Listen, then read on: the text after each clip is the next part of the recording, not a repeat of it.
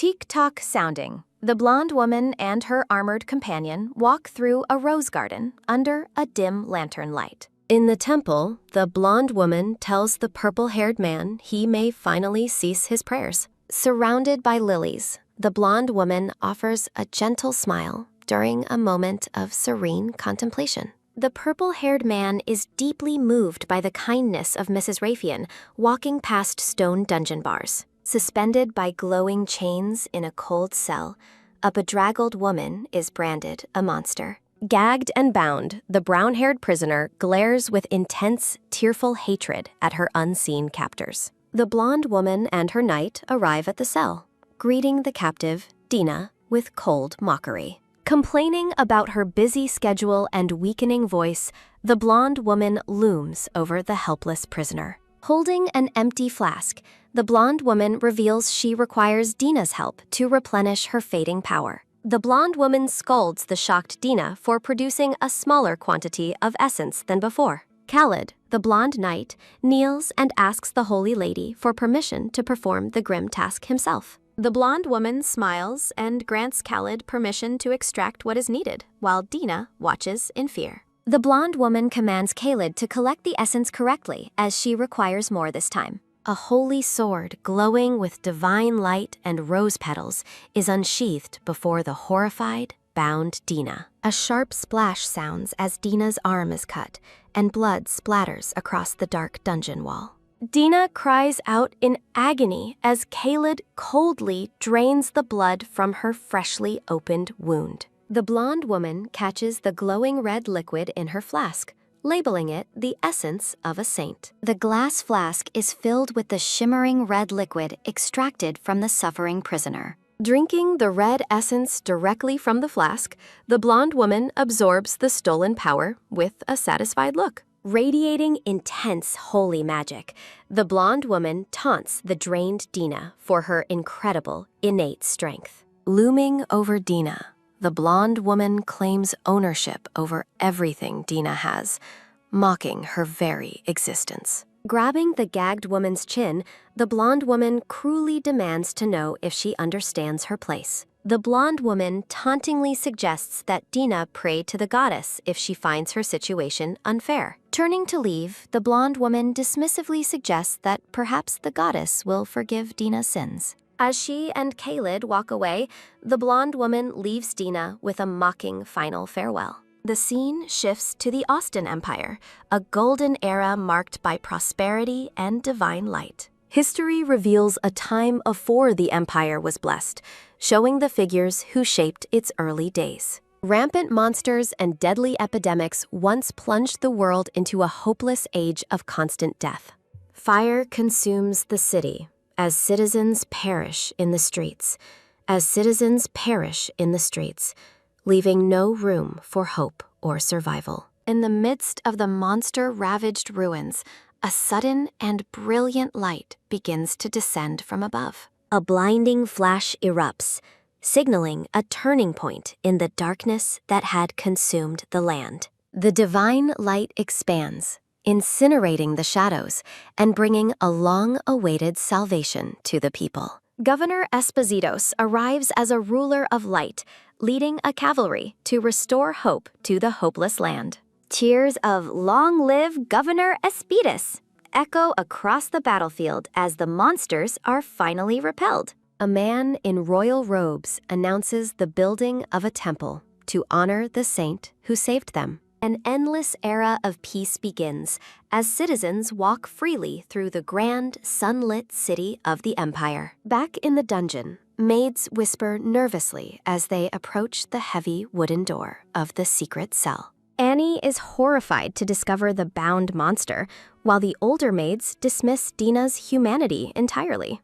Ignoring Annie's shock, the older maid prepares to force soup down the restrained prisoner's throat. Dina uses her remaining strength to mentally command Annie to free her from her bindings. Annie approaches the prisoner in a trance, ignoring the warnings of her companions to stay back. Removing the gag, Annie is met with Dina's bloody smile and a chilling word of thanks.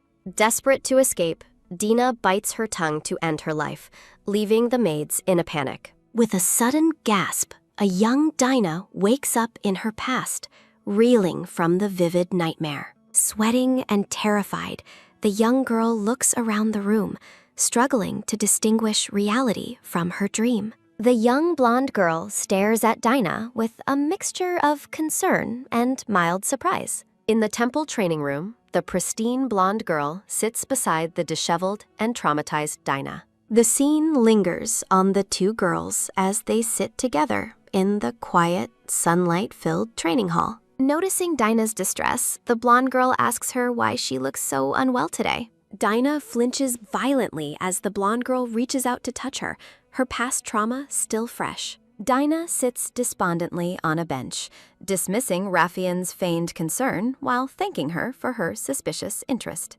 Raffian maintains a mask of kindness, smiling warmly while insisting that their shared friendship makes such care natural. A traumatic memory flashes of Dina pinned to the floor by guards, desperately begging Raffian for her freedom. In the vision, Raffian mocks Dina's desperate cries for friendship, while the prisoner weeps in total, helpless despair. Raffian's true, cruel nature is revealed as she laughs, calling Dina a stupid orphan she never truly befriended. Looming over her broken victim, Raffian cruelly reminds Dina that they belong to two completely different, incompatible worlds. Back in the present, Raffian feigns worry over Dina's pale complexion while standing amidst the temple's blooming roses. Raffian gently pats Dina's head and suggests she rest, while the traumatized girl remains silent and deeply unsettled. Dina agrees to take a break, her face shadowed by her hair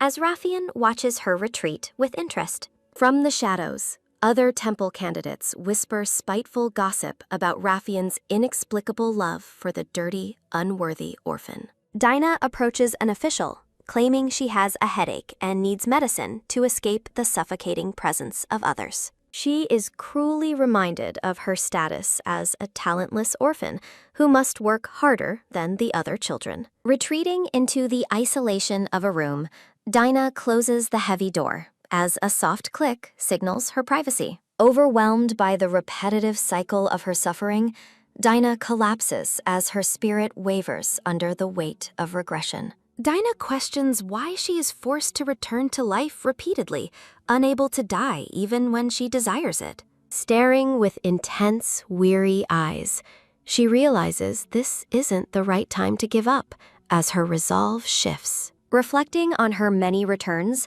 Dina notes that the temple remains hauntingly unchanged, regardless of how many times she regresses. Her hand rests upon a book as she meticulously considers the timeline of her past lives and her next move. Dina recalls 13 previous returns, noting she always regresses to April 382, just before the current saint's inevitable death. She warns herself against the poison of hope, knowing that expecting change will only lead to another devastating betrayal. Locked within the temple walls, Dina laments her inability to escape the hellish fate reserved for all orphan candidates. Driven to the brink of desperation, Dina holds a knife, her eyes wide with the terror of her own intent. She attempts to end her life, but her innate holy power erupts in a golden glow, instantly healing her. Dina realizes her body cannot die while it possesses holy power,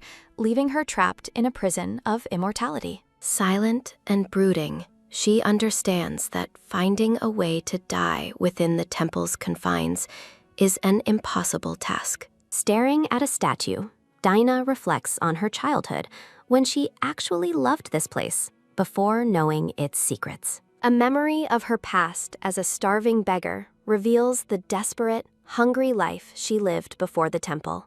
Her life changed forever when a group of priests discovered her latent holy power among the common street orphans. An elderly priest smiled warmly at her, yet his kindness masked the dark, exploitative future awaiting the young candidate. Despite the warmth the temple initially provided, Dina now recognizes the cruel price she was forced to pay. Standing before the divine statue, Dina questions why the goddess granted her power only to bring her such misery. She pleads to be taken away from this earth, her back turned to a world that has only betrayed her. Dina remembers an upcoming temple celebration, an annual event that draws the most powerful figures of the Austin Empire.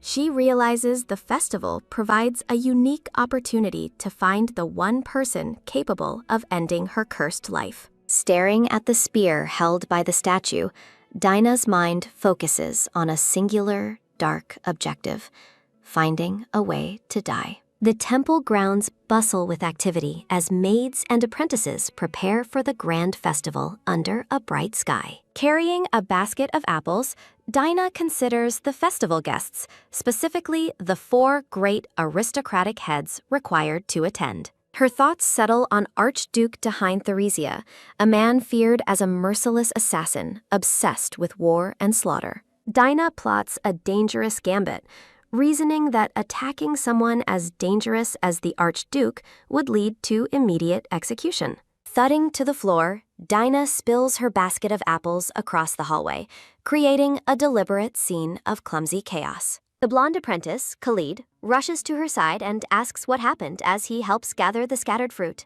Dina avoids his gaze while apologizing, her mind filled with the bitter knowledge of his future, cold-hearted betrayal. She reminds herself that her holy power forces her to seek death at the hands of the monster Archduke. Khalid Demroy, the son of a famous aristocrat and the favorite apprentice, greets her with a polished, gentle smile. Dina recalls her former affection for him, while in the background, Khalid walks away with a companion. Her memory shifts to the cold betrayal, where Khalid knelt before Raffian, ignoring Dina's suffering in the dungeon. Khalid's indifferent gaze in her memories confirms his identity as a hypocrite who never once tried to save her. Back in the present, Dina glares at the hypocrite with pink, hate-filled eyes as she struggles to maintain her composure. Khalid reaches out with feigned concern, asking what is wrong, but Dina coldly insists that she is perfectly fine.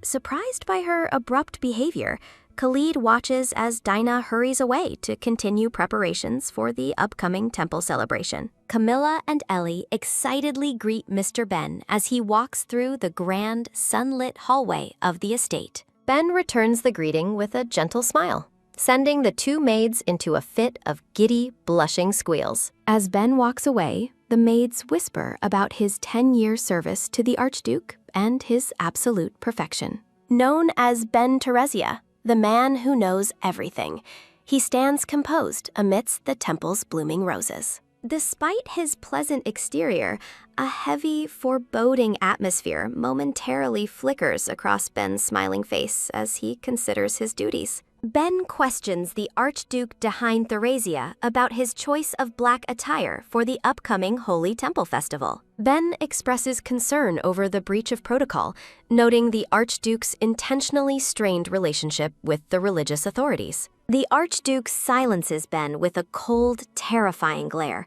forcing the sweat-drenched aide to immediately back down. Young Judy shouts for his father as the Archduke and Ben descend the mansion's grand, red-carpeted staircase. Judy, covered in bandages from a race, dismisses his father's questions about his constant fighting with a wide grin. The studious Denise Theresia promises to watch over his brother while the Archduke attends the official temple celebration. Before leaving, the Archduke offers gifts. Denise requests a limited edition book, only available at the exclusive temple event.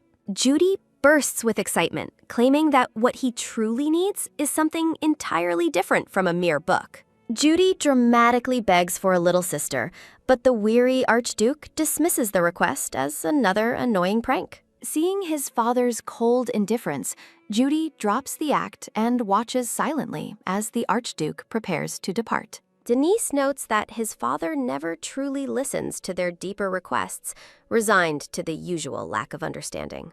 Stopping, the Archduke firmly tells Judy he will provide any maid, but never a sister for the twins. The Archduke's bluntness leaves the room cold as he reminds Judy that they do not have a mother. In a rare moment of awkwardness, the Archduke asks Denise if he truly understands why a sister is impossible. Denise shocks his father by suggesting there is a way, while Judy imagines a happy family in his thoughts. Denise confidently asserts his plan, holding his book as a sign of his researched and calculated resolve. A horse-drawn carriage carries the Archduke through the lush, sun-drenched forest toward the Grand Imperial Temple. Seated inside, the Archduke stares out the window in deep, silent contemplation regarding his children's strange, repetitive request. Ben tries to soothe the Archduke's thoughts, attributing the children's behavior to simple whims, yet the Archduke reconsiders. Close-up of his eyes reveals the Archduke's guilt over using material wealth to compensate for a mother's absence. He realizes that while they have endless toys, he cannot provide the affection or family bonds they truly crave. A dropped teddy bear symbolizes the twins' lonely upbringing, marked by a complete lack of real emotional attachment. The Archduke hopes that finding a good child to bring home might finally teach the twins about real bonds. Ben remains uneasy, trusting his sharp intuition that something significant is about to change during this temple visit. Arriving at the massive temple, the Archduke finalizes his decision to find a suitable child to adopt today. High-ranking officials and nobles gather in the vast hall as the temple's sacred celebration officially begins. The Archduke sits through the ceremony with an air of profound boredom, disconnected from the religious proceedings around him. Watching from the shadows, Dina realizes that approaching the heavily guarded Archduke for her plan will be nearly impossible. A red-haired noble candidate named Sarah rudely interrupts Dina, ordering her to fetch chairs from the warehouse immediately. Dina stares blankly at the bossy girl, her empty expression further irritating the arrogant and demanding Sarah. Clenching her robe, Dina reflects on her past life of silent obedience while struggling with her current, growing defiance.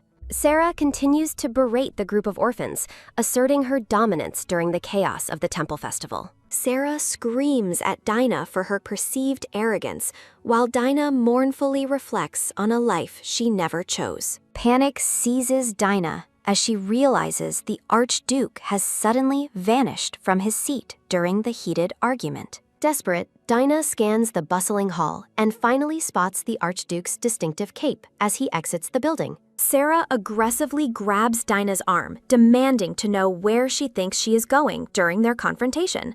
A superior intervenes, and Sarah quickly feigns innocence, claiming she was merely telling the girl to sit down. Sarah whispers a vicious threat, ordering Dina to agree with her lie or face dire consequences later. Dina quickly complies to escape, focused entirely on catching the Archduke before he leaves the temple grounds forever. Bolting away, Dina ignores the calls behind her as she frantically searches for any sign of her target. She stops at the edge of the courtyard, her heart racing as she looks out over the grand architecture. Dina's pink eyes widen with intense focus as she finally catches sight of her goal across the garden. The Archduke walks away toward the exit, unaware of the desperate, gray-haired girl watching him from the balcony. Gripping her chest, Dina resolves that she must seize this single, fleeting opportunity to change her destiny. With a sharp tut,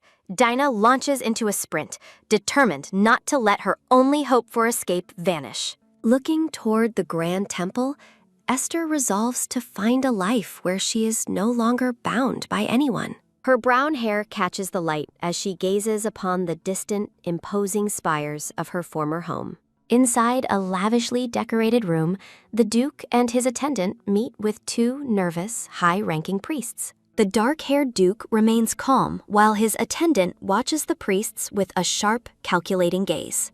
Beads of sweat roll down the priests' faces as they exchange a worried, silent glance under the Duke's pressure. The Duke admits that while saintess candidates are precious, he has an exception in mind for his request. His expression hardens as he explains that the outcome depends entirely on which candidate is chosen. High-angle view shows the Duke leaning forward, questioning if the priests have anyone specific in mind for him. Closing his eyes with cold finality, the Duke simply speaks the name Dina into the tense room. Confusion ripples through the priests as they frantically flip through records, having never heard of anyone named Dina. The priests hesitate, calling her a lowly orphan, but a terrifying aura flares as the Duke threatens their tongues. Chibi versions of the priests shake in absolute terror, letting out a distressed groan as the pressure becomes unbearable. Breaking the tension, the brown-haired attendant laughs joyfully and declares they will take the child regardless. Smiling slyly, the attendant mentions a small gesture of goodwill to ensure the priest's cooperation.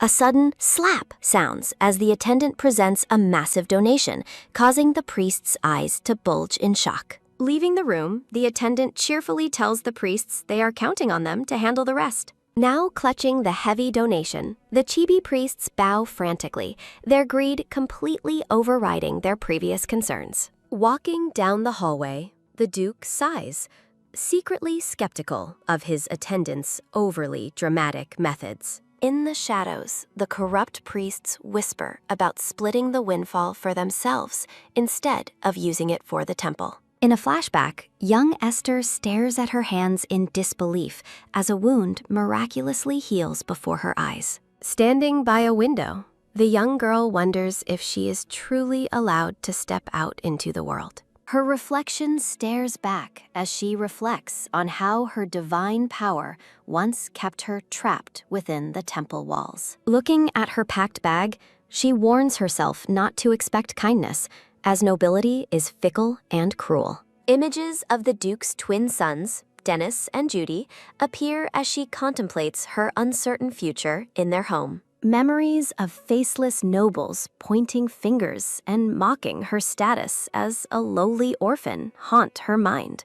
Huddled on the floor, the young girl is consumed by despair, wishing only for a way to die peacefully. A stern nun instructs Esther to comply with the Grand Duke and never return to the temple again. The nun's eyes narrow sharply as she warns that Esther will be completely alone if the Duke abandons her. Esther looks down, feeling pitiful as the nun declares she no longer belongs to the temple's sanctuary. Tears well in Esther's eyes as she mourns the loss of the place she once cherished as her home. Ravian, the blonde saintess candidate, approaches the weeping girl with an unreadable expression. Ravian questions where Dina is going at such an hour, her red eyes fixed on the younger girl. The nun quickly interjects, claiming she is taking Dina to pray for the saintess's health. Suspicious, Ravian asks why the nun is taking Dina out right now, sensing something is being hidden.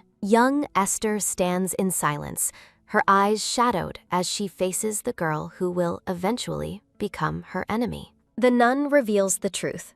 Dina is being sent to live at Grand Duke Tercia's manor immediately. Ravian's face freezes in shock as she repeats the news, unable to believe the Duke chose Dina himself. Putting on a fake, flowery smile, Ravian hugs Esther and tells her to feel free in her new home. A quick dash follows as Ravian suddenly grabs Esther and pulls her toward the temple gardens. Ravian's grip tightens painfully on Esther's shoulders as she prepares to reveal her hidden, malicious thoughts. Dropping her mask, Ravian asks with pure venom why the Tercia family would want a thing like her. Ravian's eyes glow with malice as she mocks Esther's weak divine power, finally showing her true, cruel nature. Sensing she overstepped, Ravian lets go and claims it was just a slip of the tongue. Ravian tries to act sad, but Esther glares back, no longer fooled by the girl's manipulative acting. Surrounded by flowers, Ravian blushes and puts on a show of innocence, pretending to be a dear friend. Esther scoffs inwardly at the blatant lie, remembering how Ravian never truly cared for her. Rage burns in Esther's pink eyes as the memory of Ravian's betrayal fuels her desire for vengeance. Vowing revenge, Esther's heart hardens against the girl who pushed her to the brink of hell. The image of their forced childhood friendship contrasts sharply with the deep-seated hatred Esther now feels. Esther wishes Ravian a future filled with the same crushing despair she once endured in her past lives. An ominous curse looms over Ravian, wishing for a future filled with smile-robbing despair. A sharp, sudden slap echoes as Ravian strikes Esther, leaving the girl in a state of shock. Esther stares blankly as she realizes the terrible wish has been completed.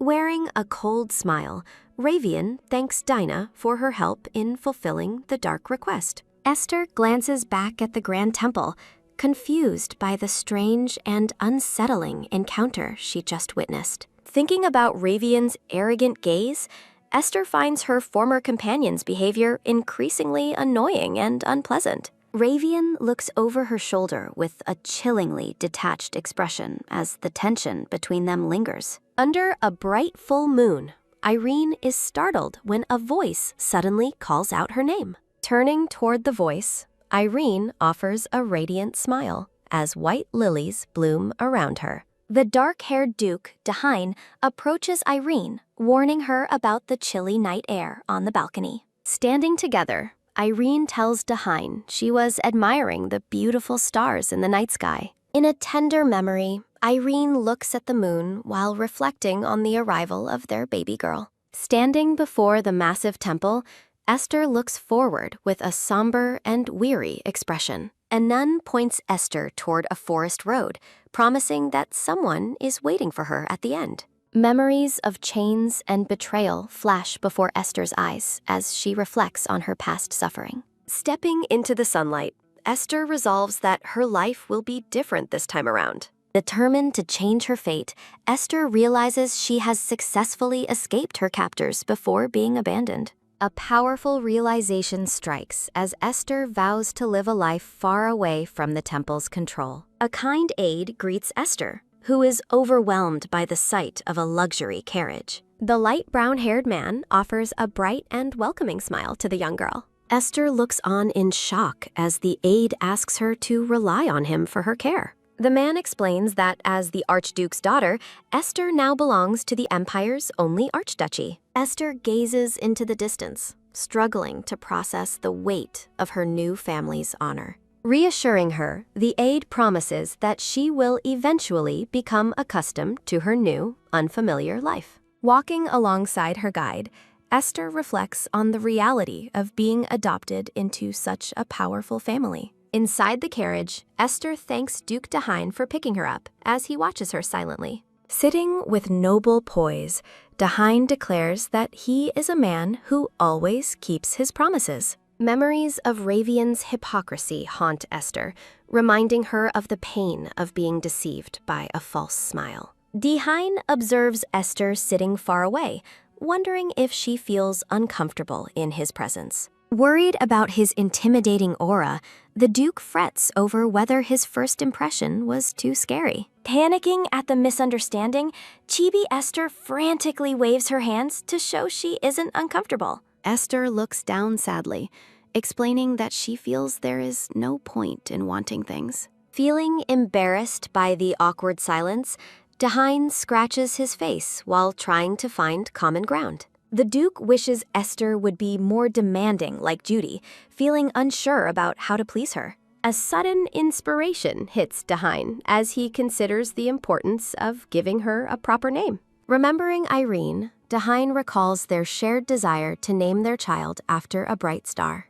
A vision of Irene's joyous laughter fills the air as she stands surrounded by sparkling flowers. Esther looks up at the Duke with wide, curious eyes, waiting to hear his next words. Dahine promises Esther that she will shine brighter than anyone else as a member of his family. Surrounded by golden light, Dahine explains that her name represents a child who shines like stars. Repeating the beautiful meaning, Esther looks surprised yet hesitant to believe such a fate belongs to her. Looking back on her imprisonment, Esther contrasts her dark past with the bright future the Duke describes. Dahine reaffirms her identity, telling her she is now the beloved only daughter of the Teresia family. Smiling warmly, the Duke reaches out to her, his expression full of genuine affection and care. Clutching her tunic, Esther wonders if it's truly okay for her to claim such a precious name. Tears of overwhelming emotion spill down Esther's face as the kindness of her new family hits home. As the carriage travels, Dahain watches the crying girl with a quiet and thoughtful gaze. Thinking of the desperation in her eyes, Dahain reflects on the girl's obviously difficult past. The Duke looks at the small girl sitting across from him, wondering what kind of life she lived. Noticing Esther's tattered and worn clothes, Dahain realizes just how much the young girl has suffered. Dahain notices Esther's tattered and worn clothes, his expression softening with sympathy for her obvious suffering. A dark and menacing aura surrounds the Duke as he reflects on the temple's cruel treatment of the girl. Looking out from the luxury carriage, the Archduke abruptly orders his aide to head toward a clothing store. Dahain's expression is stern and determined as he decides to provide Esther with the life she deserves. In a lush green park,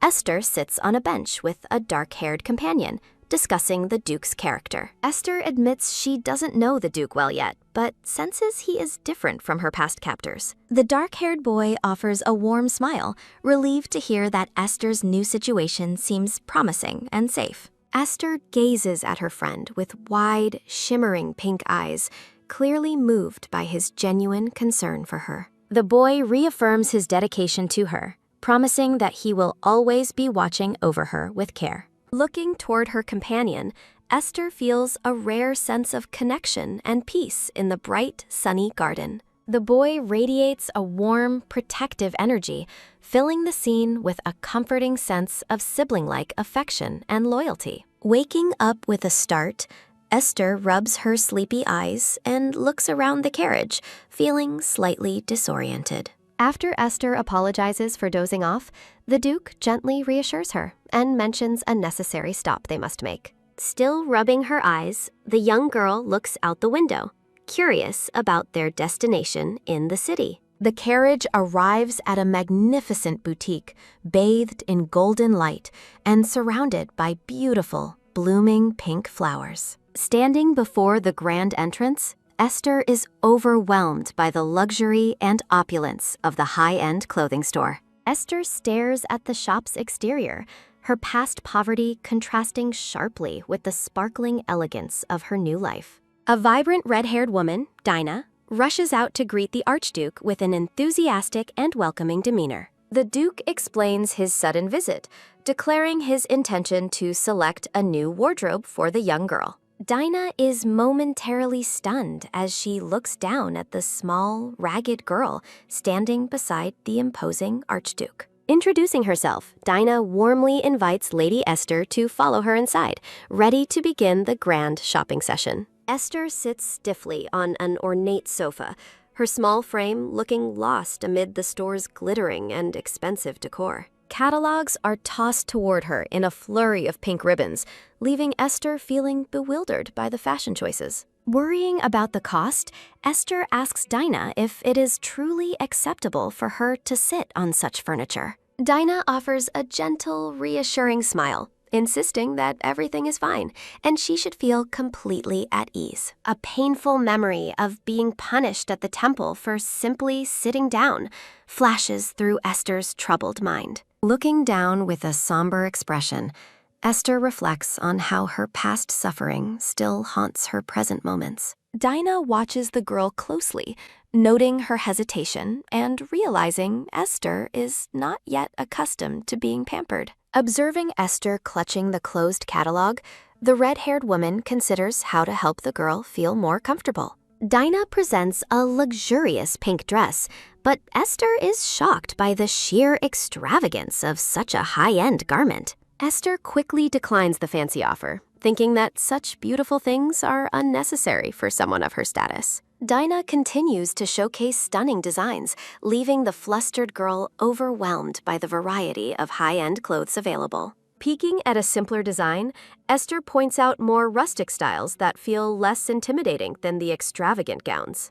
Dina praises Esther's lovely features, noting that her small face and delicate charm would suit any fashion style. A hand reaches out as the transformation begins, startling the young girl as the makeover session finally commences. With a playful wink and a secret gesture, Dina promises to work her professional magic on Esther's appearance. Captivated by the word magic, Esther stares forward with hope, wondering if she can truly look like a lady. The Duke waits impatiently on the sofa, questioning his aide about why the fitting is taking so much time. A sudden reveal startles the Duke and his aide as Esther finally emerges from the dressing room area. Esther appears like a radiant flower, her beauty fully realized in an elegant, multi-layered white and purple gown. Every detail of the dress and the delicate daisy in her hair highlights the girl's newfound grace and light.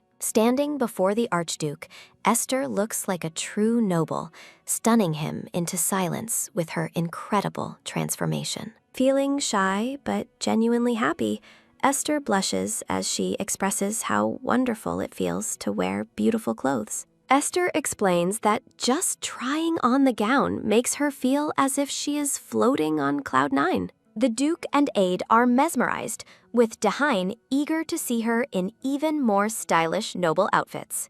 Dina claps her hands in pure delight, thrilled by how perfectly the young lady embodies the shop's designs.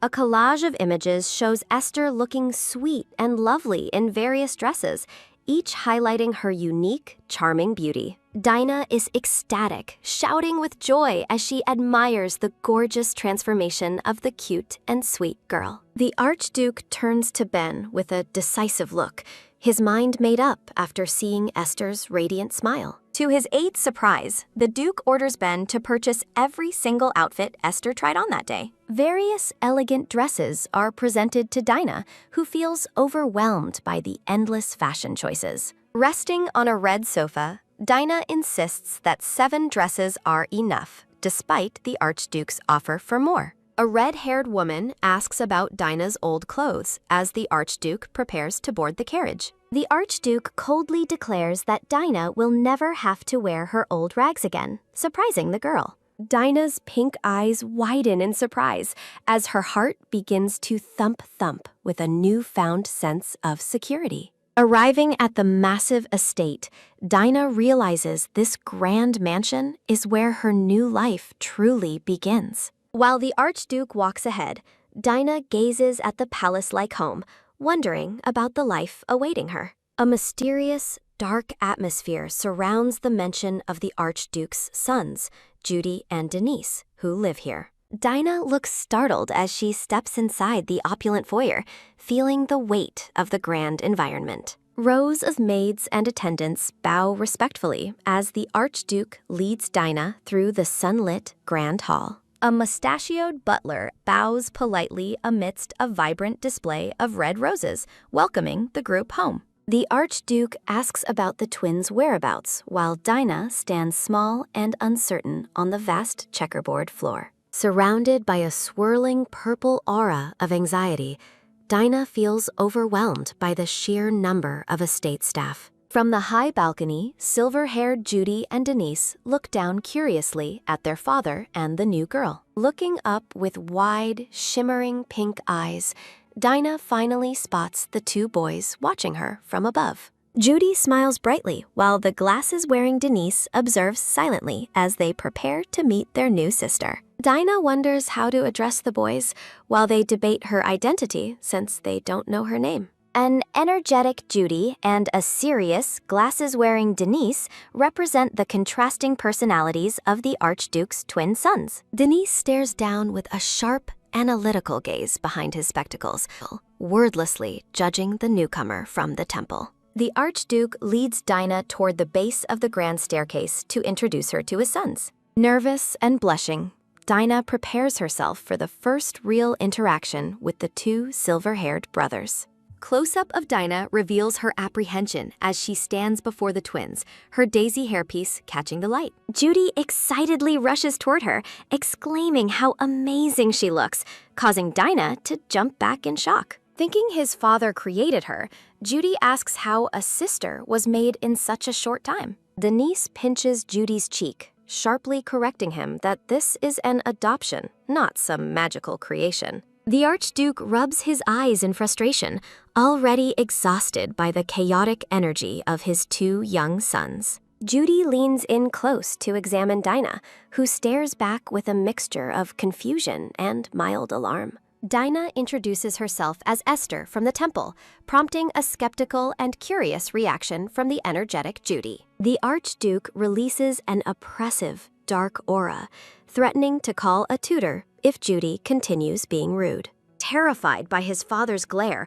Judy tries to run away, claiming he has a date with friends. A firm command from the Archduke stops Judy in his tracks just as he attempts to flee. Despite Judy's loud protests, the Archduke orders him to show Esther around the mansion immediately. Judy looks for Denise to take over the tour, only to find his brother has already vanished. The Archduke silences any further complaints with a bone-chilling, white-eyed glare that leaves Judy shivering in fear. Reluctantly, Judy begins the tour, explaining the layout of the various floors as they walk together. They stroll down the long, red-carpeted hallway as Judy points out the locations of the guest rooms. Dina is mesmerized by the sheer scale of the mansion, marveling at how big everything feels. Judy grumbles about the troublesome task, frustrated that his father forced him into being a tour guide. As he looks at Dina, Judy privately notes that something about her reminds him of his mother. Noticing her sudden pause, Judy turns back to ask what is wrong with the new girl. Dina's pink eyes are fixed on a specific doorway, her gaze filled with a quiet, intense curiosity. She looks into a room filled with a brilliant, golden glow that seems to emanate pure beauty. Ornate chandeliers and sparkling light fill the air, creating a magical atmosphere that leaves Dina completely breathless. Judy asks if she wants this room, and Dina tentatively questions if she is actually allowed to choose it. Nervously, Judy reveals that this was his secret room for sneaking out, fearing his father might find out. Dina simply stares at him, her blank expression making the boy feel even more awkward about his confession. Waving his hand dismissively, Judy calls himself an idiot and quickly moves on from his embarrassing slip-up. Thump! Judy points at the room and tells her it's hers now, showing a glimmer of kindness. Dina looks on with wide eyes, moved by the beauty of the room and Judy's sudden cooperation. Standing side by side, the two children begin to find common ground as they prepare for the next steps. A lavish spread of cakes, tarts, and tea sparkles invitingly on a multi-tiered dessert stand. Esther stares at the overwhelming variety of sweets, amazed by the sheer abundance laid out before her. Watching the Duke approach the table, Esther quietly assumes that he must have a significant sweet tooth. The Duke grows concerned that Esther isn't eating, wondering if she actually dislikes the treats he provided. Clutching the adoption papers, Esther realizes that a simple signature has fundamentally changed the course of her life. A gentle hand extends toward Esther, offering her a cookie to encourage her to finally take a bite. Startled by the Duke's sudden proximity, Esther wonders when he moved right next to her on the sofa. With a blush warming her cheeks, Esther shyly nibbles on the cookie, finding comfort in the simple treat. The Duke watches her with a soft, affectionate smile, clearly pleased to see her finally relaxing and eating. Bathed in golden light, the Duke makes a solemn vow to ensure Esther experiences happiness every single day. Dahine's expression is one of pure, fatherly tenderness as he looks upon his newly adopted daughter. In the quiet of the night, the Duke informs his aide that Esther has finally drifted off to sleep. Beneath the vaulted ceiling, a sudden thud echoes as the Duke gathers his sons for a serious family discussion. The blue-haired twins, Dennis and Judy, listen intently as their father addresses them across the large dining table. A decorative title page showcases Esther in beautiful gowns, surrounded by flowers and toy soldiers of her new family. The morning sun glistens off the towering spires of the magnificent Dahine estate, signaling the start of a new day. Waking up in a grand, sun-drenched bedroom, Esther is momentarily dazed by the brilliant light filling the room. Rubbing her sleepy eyes, the young girl tries to adjust to the unfamiliar opulence of her new surroundings. Esther reflects on how different this bright morning feels compared to the suffocating darkness of her former prison. Feeling out of place in such luxury, Esther sits on the floor, still unaccustomed to the softness of her bed. A cheerful blonde maid named Dorothy enters, greeting Esther with a bright smile and a bundle of yellow flowers. Dorothy playfully teases Esther, encouraging the young lady to speak more casually and comfortably with her. With an affectionate wink, the maid offers her assistance to help Esther get dressed and ready for the day. Esther offers a sweet, genuine thank you to Dorothy, beginning to feel the warmth of her new household. Standing before the dining hall, a heavy thud of realization hits Esther as she notices the complex table settings. A team of diligent maids works quickly to prepare the long table for a formal morning meal. Seeing an empty spot on the table,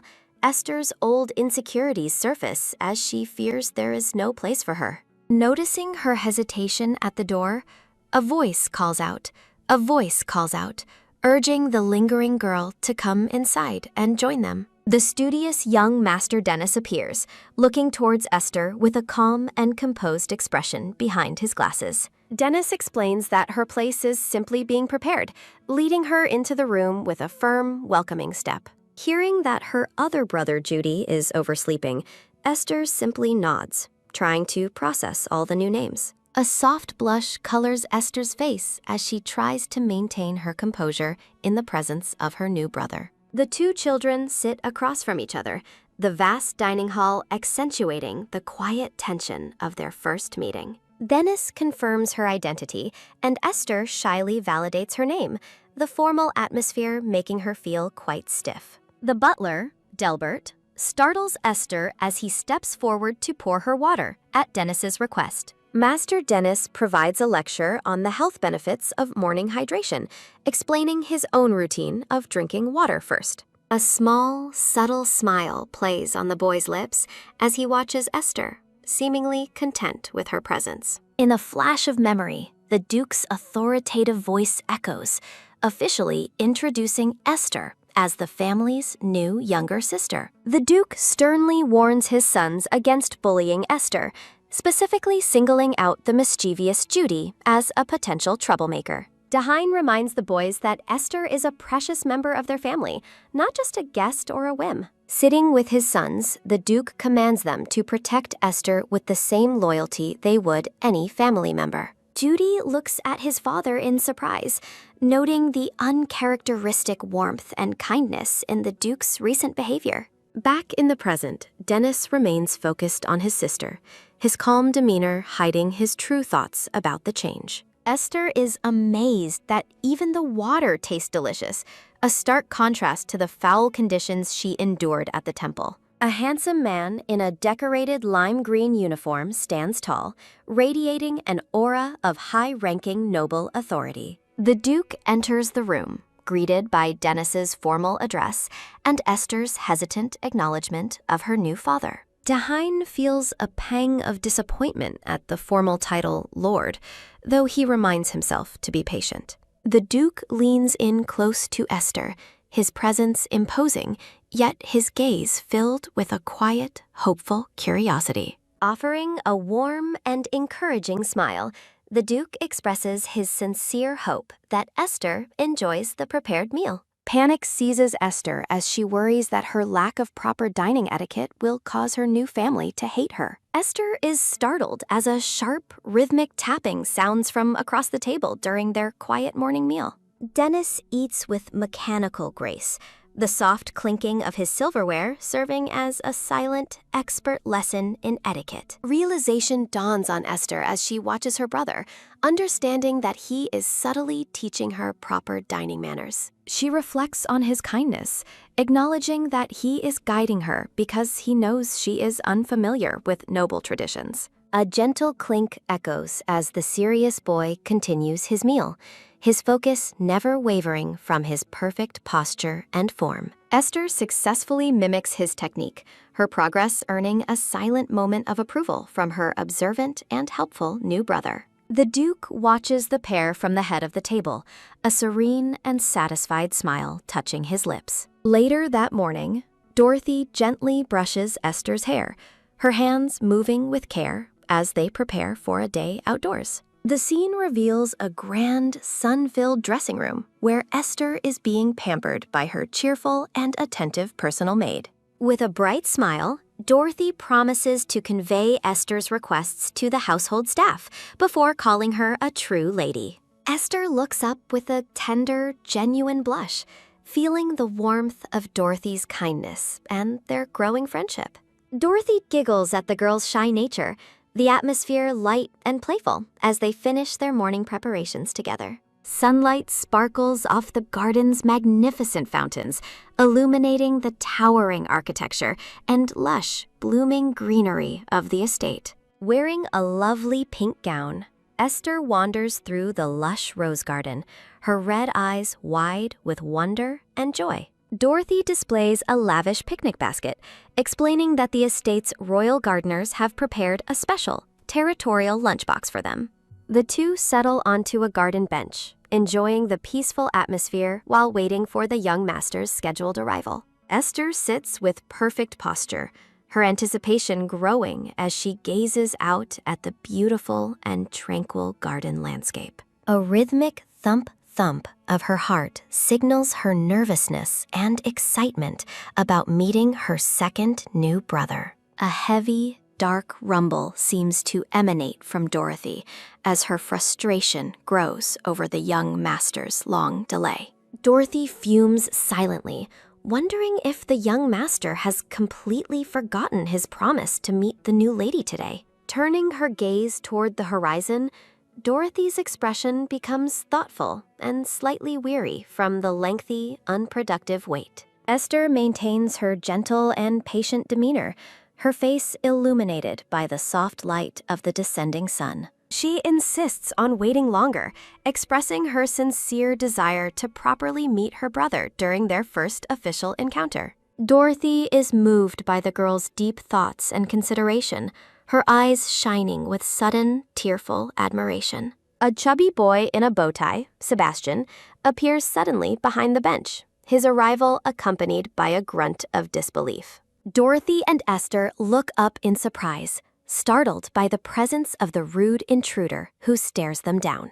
Sebastian reacts with visible shock, his face flushing red as he questions if this girl is truly Judy's sister. Esther stares back with a hollow, blank expression, unsettled by the boy's sudden and aggressive tone. Stylized illustrations showcase Esther in grand gowns, surrounded by floral motifs and dolls representing her new family and toys. The light of the golden hour catches Esther's pink eyes, highlighting her delicate features and somber, thoughtful expression. Sebastian scowls, his gaze cold and judgmental as he looks down at the girl he considers an intruder. A sharp yank accompanies Sebastian's sudden movement as he roughly grabs Esther's arm, causing her to flinch in pain. Loosening his collar, Sebastian looms over the bench, his face twisting with arrogance and wounded pride. Dorothy interjects as Sebastian continues his verbal assault, a sharp smack sounding as he mocks the girl's thin frame. Esther looks away, her heart sinking as she reflects on Sebastian's cruel and dismissive words about her identity. Sebastian mocks her origins, his thoughts filled with venom as he compares the young lady to mere temple property. Dorothy stands tall against the boy, threatening to report his unacceptable behavior to the Grand Duke immediately. Sebastian's arrogance falters as the weight of the maid's threat sinks in, his eyes darting away in nervous realization. He scoffs dismissively, trying to maintain his dignity despite being rightfully reprimanded by the loyal and protective maid. Pointing a finger, Sebastian yells a final, cruel insult before turning his back on the pair in a huff. The boy continues his loud tirade, his face red with anger as he refuses to let the slight slide. With a final grumble of relief, Sebastian storms away, his silhouette receding into the golden evening light. Dorothy watches him leave with an annoyed expression, while Esther remains silent, her head bowed in deep thought. Esther huddles on the bench, her small frame looking vulnerable as she reflects on her insecurities among the aristocracy. The sudden, cheerful woof echoes through the garden as the sun dips below the distant mountain peaks. A friendly golden retriever with bright eyes and a happy expression pops up, surprising the young girl. Esther stares at the animal in wide-eyed wonder, momentarily forgetting her sadness as the friendly dog approaches her. Dorothy explains that the dog is named Happy and belongs to Esther's second brother, Judy. Happy pants joyfully, his tongue lolling out as he wags his tail with unbridled excitement at meeting the girl. Esther embraces the large, soft dog, finding much-needed comfort and warmth in his friendly and wagging presence. Happy the dog pants happily, while narration explains that waiting for Judy isn't the only reason for staying. A blonde maid and Esther enjoy the sunny garden with Happy, surrounded by a sea of white daisies. Judy arrives home, frustrated about missing a talking bird at an auction, and asks his butler for the time. Delbert confirms it is past 5:30, making Judy realize he has left Esther waiting far too long. Judy leans back with a thoughtful expression, clearly feeling guilty about keeping the young girl waiting in the garden. A miniature version of Judy appears amidst cat icons, symbolizing his frantic internal debate on how to apologize. A firm, hurried footstep on the garden path signals Judy's desperate rush to find Esther before nightfall completely. Judy runs down the forest path and stops abruptly, shocked to find Esther and the maid still outside. Esther looks up with her striking pink eyes, appearing calm and patient despite the many hours that have passed. Judy stares at her in stunned silence, overwhelmed by the realization that she truly stayed there just for him. Raising his voice, Judy angrily asks why she is still there, calling her stupid for waiting so long. He scolds her further, insisting she should have gone inside instead of waiting for him until it was nearly nighttime. Judy's anger softens when Esther explains she stayed because she liked the place, making him feel even more guilty. Esther looks at him gently, reassuring the boy that she enjoyed her time in the garden, and it's okay. Judy is frozen by her kindness as Esther suddenly stands up, her body appearing frail and unsteady. Wah! Suddenly, Esther's legs give out and she collapses forward, falling directly into Judy's startled arms. Judy catches her in shock, his eyes wide as the girl leans helplessly against him, her strength finally failing. Looking down at the unconscious Esther, Judy's heart sinks as he realizes she has pushed herself far too hard. Judy carefully lifts Esther onto his back, determined to carry her the rest of the way to the mansion. As he walks, Esther weakly asks if she is heavy, but Judy assures her she feels light as air. Judy asks why she keeps calling him master, expressing his desire for a more personal and familiar connection. He tells her to call him Oppa instead, firmly establishing their new bond as a family. Esther softly whispers Judy Oppa, causing the boy to blush and stop walking in a moment of pure shock. Close-up of Judy's face reveals his intense embarrassment and hidden joy at finally being recognized as her brother. Resting on his back, Esther looks peaceful and safe, finally able to relax now that she is with him. Judy walks toward the estate, silently promising that he will never make her wait or break his word again. A playful chibi panel shows Judy teasing Esther about her earlier claim that she wasn't waiting for him. Judy's expression turns stern as he warns her never to let anyone make her wait in the future. Esther feels a warm sense of security, realizing that for the first time, someone is truly on her side. Judy looks ahead with a determined gaze,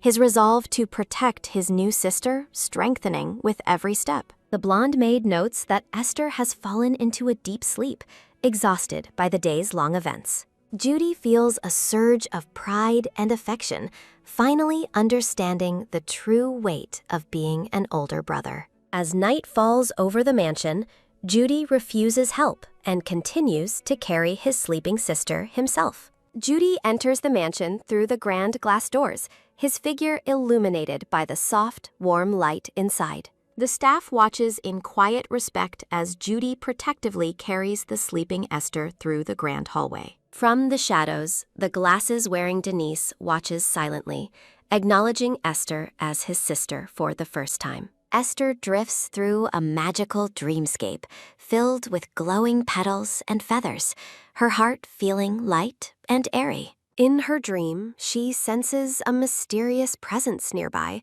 wondering who could be watching over her so closely. A dark-haired boy appears in her vision, looking down at her with a somber and mournful expression. Esther wakes up in her bedroom and is startled to find the dark-haired boy sitting right beside her. Her pink eyes widen in confusion as she struggles to separate the lingering dream from her current reality. The mysterious boy kneels by her bedside, holding her hands tightly in a gesture of desperate, silent prayer. Esther notes the incredible warmth of his hands, feeling a strange and comforting sense of security from him. She gazes at him with intense curiosity, her mind racing to place his face and understand his identity. The boy looks at her with a gentle, sad expression, his face framed by his messy, dark hair. Suddenly, Esther is fully awake, finding herself surrounded by her family and the estate's concerned staff members. Close-up of her eyes shows her shock as she hears the voices of the Archduke and Judy nearby. Judy excitedly asks if she is okay, while the tall Archduke stands behind him with a relieved expression. The room is filled with people as they explain she has been unconscious with a fever for 2 days. Esther clutches her sheets, her mind spinning with the possibility that her fever was actually a saint's awakening. Judy and the Archduke stand by the bed as the silver-haired boy reacts with surprise to Esther's awakening. Esther looks down guiltily and apologizes, but the Archduke watches her with a calm and silent intensity. Reaching out with a gentle touch, the Archduke pats her head while Judy watches from the edge of the bed. Blushing slightly, Esther insists she is healthy, her pink eyes shimmering with a mixture of shyness and determination. Judy suggests that a medical examination is necessary, worried that the long journey from the temple caused her illness. A quiet moment follows as Esther tilts her head, processing the boy's concern with a thoughtful and curious expression. Judy presents a pink rabbit plushie, claiming it looks like her, leaving Esther baffled by his unique perspective. Clutching the soft toy, Esther realizes she has felt this strange, feverish symptom once before in her past life. Surrounded by white lilies, Esther senses that her awakening period as a saint is drawing much closer than expected. A flicker of worry crosses her face as she ponders if there is a deeper connection to her regression. Blue-tinted memories of the dark-haired boy surface, his somber eyes haunting her thoughts as she drifts toward sleep. Safe within her new room, Esther falls into a deep, peaceful slumber while holding her pink rabbit close. A soft knock sounds at the door as Dorothy, the blonde maid, asks for permission to enter the room. Esther sits up in her ornate bed, granting entry as the morning light begins to fill the grand chamber. Dorothy enters, followed by an analytical-looking doctor and additional staff, ready to begin a thorough medical checkup. Startled by the sudden influx of people, Esther huddles under the blankets, clutching her plushie for comfort. The staff's overwhelming energy and determination to care for her leave the young girl feeling dizzy and confused. Feeling pale and exhausted, Esther weakly protests that she is fine, hoping they will stop the intrusive examinations. The Archduke enters, noticing her lack of energy, while Esther inwardly groans about the length of the doctor's visit. The doctor insists on continuing the exam to be safe, while Esther fears she might actually catch a new disease. A close-up reveals the doctor's sharp, clinical gaze as he continues to observe the young girl's physical state. Esther flinches under the man's scrutinizing stare, feeling a sudden wave of unease wash over her. Her heart races as she recognizes a familiar, chilling look in his eyes that triggers a traumatic memory. The doctor concludes that she is physically fine, but suffers from low energy levels and significant dehydration. Shaking with fear, Esther watches him leave, haunted by the memory of the familiar, cold eyes she just witnessed. Images of the temple priest's disdainful gazes flash through her mind, reminding her of the cruelty she once endured. The Archduke stops to check on her, and Esther quickly apologizes for causing a scene over something minor. Sitting on the edge of the bed, the Archduke firmly tells her there is no reason to apologize for illness. He offers a rare, gentle smile, reassuring her that she has nothing to worry about in this house. The heavy atmosphere of disdain begins to fade away, replaced by the quiet beauty of the mansion's stained glass. Finding comfort in his presence, Esther remains still as the Archduke continues to pat her head protectively. Through the window, the Archduke watches the heavy rain fall, silently hoping the children are safe and well. In his study, his aide notes the Duke's soft expression, marveling at how much he cares for the children. A sudden downpour drapes the estate in shadows as the narrator reflects on the unusual intensity of emotions. The Archduke's expression turns pensive as he recalls how anxious and fragile Esther appeared back at the temple. A sharp knock interrupts his thoughts, and his aide looks toward the door with a curious and expectant gaze.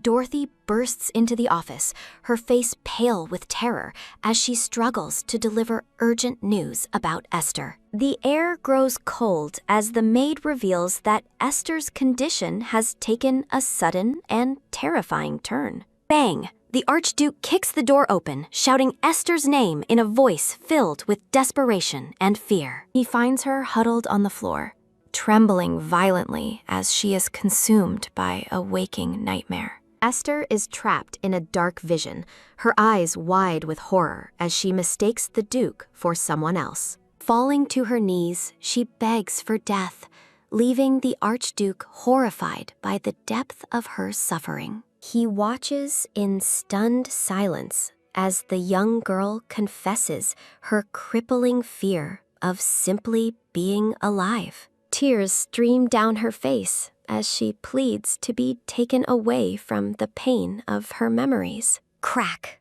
Lightning strikes outside the mansion, mirroring the chaotic and violent storm raging within Esther's mind. Her nightmare shifts to a prison-like room where a cruel boy stares through the bars with a dark smirk. The silver-haired boy commands her to help him relax, while Esther looks on, bound and utterly terrified. She sobs and begs for mercy from a boy named Ravian, repeatedly apologizing for unknown perceived wrongs. Gasp!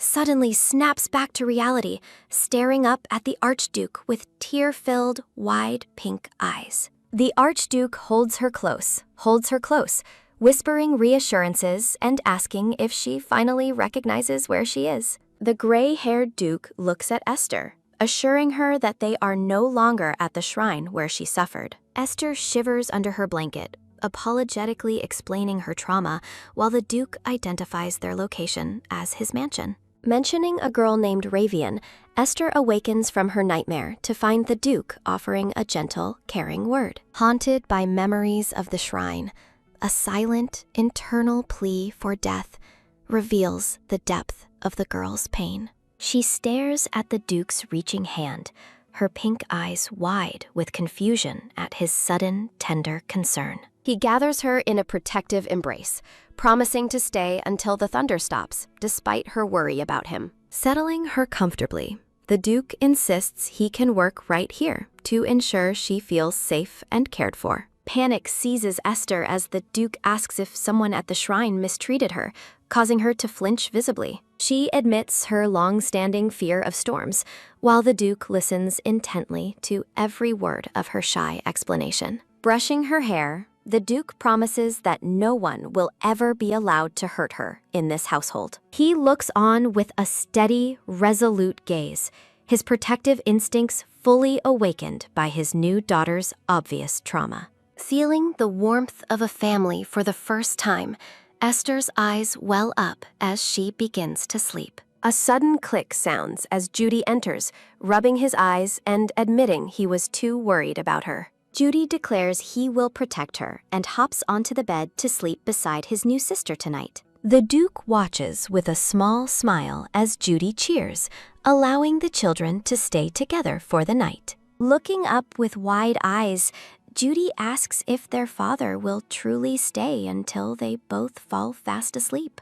He promises not to leave, watching over his children as the heavy atmosphere of the storm begins to fade. Esther drifts off into a peaceful slumber, hoping the Duke is still there when she awakens in the morning. The Duke sits in quiet reflection, his sharp eyes fixed on the sleeping pair as he plots his next move. Seeing them asleep, the Duke quietly orders the butler, Pen, to investigate the shrine and a girl named Ravian. Pen is horrified by the abuse allegations, while the Duke vows to handle whoever dared to hurt Esther. Beside the innocent, sleeping children, the Duke's eyes glow with a cold, terrifying fury directed at those who hurt them. Sunlight warms the room as Esther finally wakes up, her hair tousled and her expression dazed from deep sleep.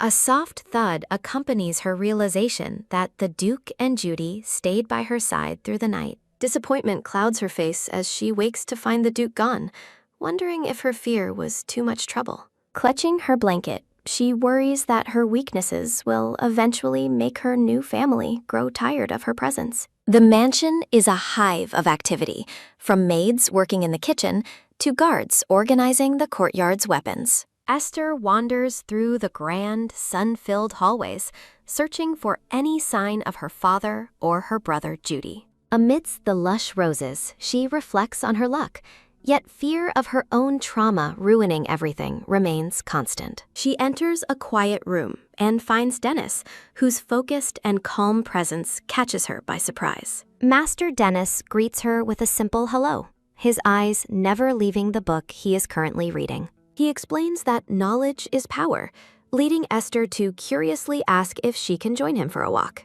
Claiming to be bored, Dennis agrees to the walk, though his formal demeanor keeps her at a careful distance. They stroll together, though Esther quickly realizes that Dennis is leading her down an unfamiliar and secluded garden path. He stops and apologizes, revealing that the walk was a lie intended to get them away from the maids. The atmosphere grows cold as Dennis turns to her, his gaze sharp and unsettling as he prepares to speak. He bluntly states that he doesn't consider her his sister, despite how easily Judy and the Duke accepted her. Esther is left reeling as Dennis vows to uncover everything about her past before walking away into the garden. Heavy rain pours down over the Duke's mansion at night, reflecting the dark and brewing tension between the siblings. Alone in the library, Dennis searches through records, driven by his need to understand the mystery surrounding his sister. A wide yawn sounds as Dennis spots Judy sneaking out of his room late at night, clutching a pillow. He follows his brother through the dim halls, questioning Judy's suspicious behavior at such a late hour. A soft click echoes as Dennis watches Judy enter Esther's room, admitting he was too worried to stay away. Watching from the shadows, Dennis sees his family's protective instincts for Esther, making him question his own detached feelings. He wonders what makes her so special, his analytical mind struggling to understand the bond his family already shares. Despite thinking her intelligent, Dennis remains skeptical, determined to learn the true nature of his new sister, Esther. Sunlight hits a small, jagged hole at the base of the mansion's stone walls, hidden behind green bushes. Dennis points out the dog hole, explaining its location to the confused and slightly apprehensive girl standing beside him. Fearing he plans to cast her out, Esther stands frozen as her heart races with a new, growing anxiety. With a surprising announcement, Dennis reveals they will use the hidden hole to sneak out of the mansion together. Dennis explains that they can sneak out through the dog hole, leaving Esther looking apprehensive about the plan. Amidst the lush green leaves, Dennis offers Esther the choice to stay behind if she is uncomfortable. Esther cautiously crawls through the jagged opening in the stone wall, finding it much smaller than she imagined. Emerging on the other side, she finds Dennis already waiting with his arms folded and a patient expression. Esther confirms her successful passage, though her posture remains stiff and uncertain as she stands before her brother. Dennis stares at her with a neutral, analytical gaze behind his glasses, silence stretching between the two siblings. Confused by his intense and silent observation, Esther tilts her head slightly, her pink eyes wide with wonder. The children stand in a stylized, star-filled space, their quiet interaction highlighting the growing curiosity between them. They arrive at a bustling village square filled with festive banners, market stalls, and a lively crowd of townspeople. Esther is momentarily breathless, her eyes shining as she takes in the wonderful and vibrant scene before her. Dennis notices her awe but remains focused on the task, commenting on how crowded the village center has become. Dennis reflects on why the Duke chose this child, his internal thoughts questioning her mysterious origins and character. He suggests they move on, and Esther agrees, ready to follow him deeper into the busy village streets.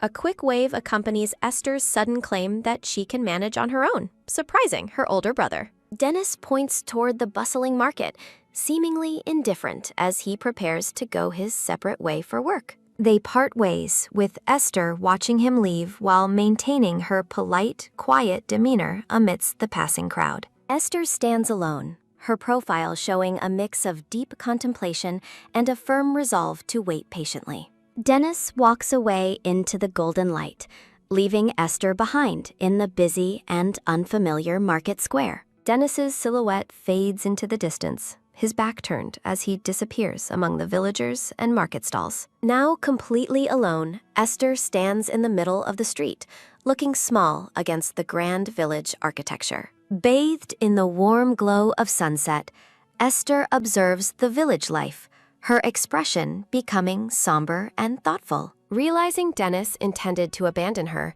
Esther reflects on his sudden request to go out together. She stands in the darkening street, reflecting on her status as an unwanted family member who might be hated. A close-up of Esther's face shows a flicker of realization amidst the shimmering golden light of the evening. A memory of the Duke's stern face resurfaces, highlighting the contrast between her new life and inner pain. Young Judy appears in her thoughts, rubbing his eyes and reminding her of the family's brief, protective warmth. A dreamlike image shows the Duke and Judy protecting Esther in bed, a stark contrast to her current isolation. A heavy thud sounds as someone approaches from behind, causing Esther's eyes to widen in sudden, sharp alarm. Two rough-looking men notice her standing alone, wondering aloud why a noble child is without a bodyguard. The men realize she's an easy target for money,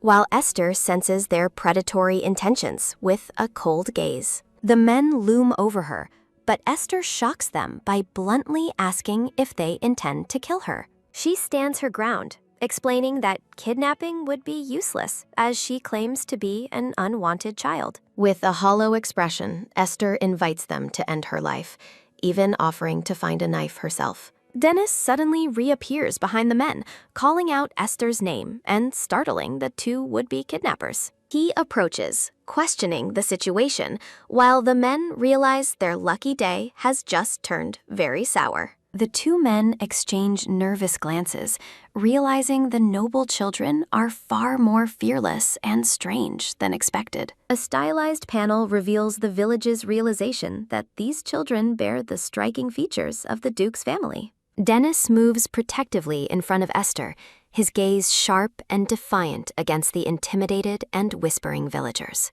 Dennis issues a cold warning, his green eyes flashing with a hidden, dangerous power behind his round spectacles. Terrified by the boy's sudden intensity, the men scramble away, shouting that they were only kidding. Villagers gossip as the children walk away, noting their arrogance and the undeniable prestige of the Tercia family. Esther looks at her brother with new eyes, surprised by his sudden return and his protective actions. Dennis shouts in frustration, demanding to know what she was thinking by making such a reckless, suicidal offer. Esther flinches slightly, her pink eyes wide with shock at Dennis's unexpected and genuine emotional outburst. They stand in the quiet village street, the tension between them heavy as they process the recent encounter.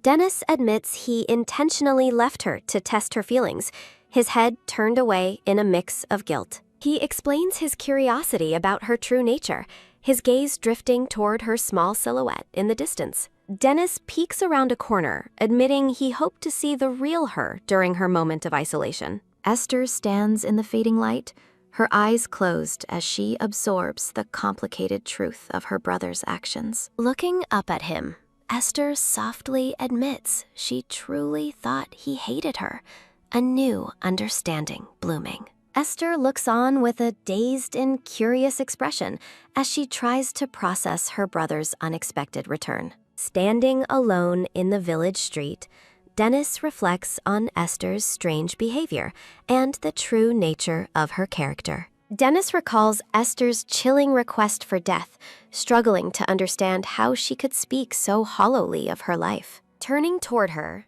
Dennis softly admits that he didn't actually intend to leave her behind in the market square. Esther looks away, her profile reflecting a quiet sadness as she processes her brother's complex and testing behavior. Harsh memories of the temple resurface as Esther is told to appreciate a life she was once told was sinful. Dennis brings a hand to his chin, deep in thought, as he continues to analyze his new sister's unsettling outlook. A sudden, firm movement accompanies Dennis grabbing Esther's arm, startling her out of her deep and somber contemplation. Dennis speaks with a sharp and serious intensity, determined to break through the walls Esther has built around herself. Esther listens in stunned silence as Dennis sternly warns her never to speak about death so easily ever again. A gentle, warm feeling washes over Esther as she offers a small, genuine smile while blushing at his concern. The two children walk away together,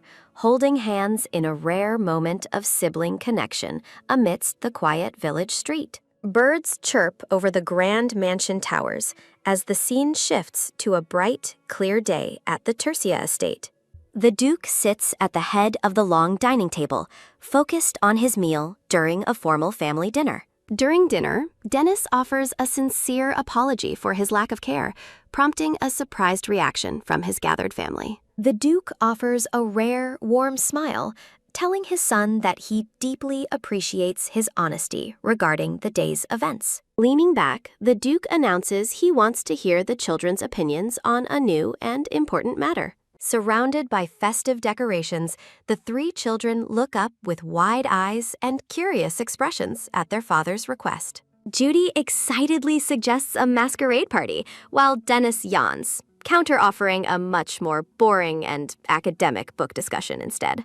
Dennis continues to elaborate on his desire for a large space for knowledge, while Judy remains skeptical of the plan. Esther sits frozen at the table, her mind reeling at the sudden and unexpected mention of a grand birthday party. The Duke watches Esther with a calm and steady gaze, gauging her reaction to the news of the upcoming celebration. The twins tilt their heads in unison, confused by the idea of making this specific birthday celebration something special. The Duke confirms his plans, stating that the upcoming birthday party will serve a much larger purpose for the family. A sharp gasp of surprise escapes Esther as the weight of her father's plan begins to truly sink in. The Duke reveals he will create a formal seat to officially introduce Esther to society during the twins' birthday celebration. Panic flares in Esther's eyes as she realizes her plan to disappear quietly is being ruined by this public announcement. The Duke explains that tutors will be arriving to teach Esther proper etiquette over the next 3 months of preparation. A soft rustle sounds as the Duke adjusts his ornate cravat,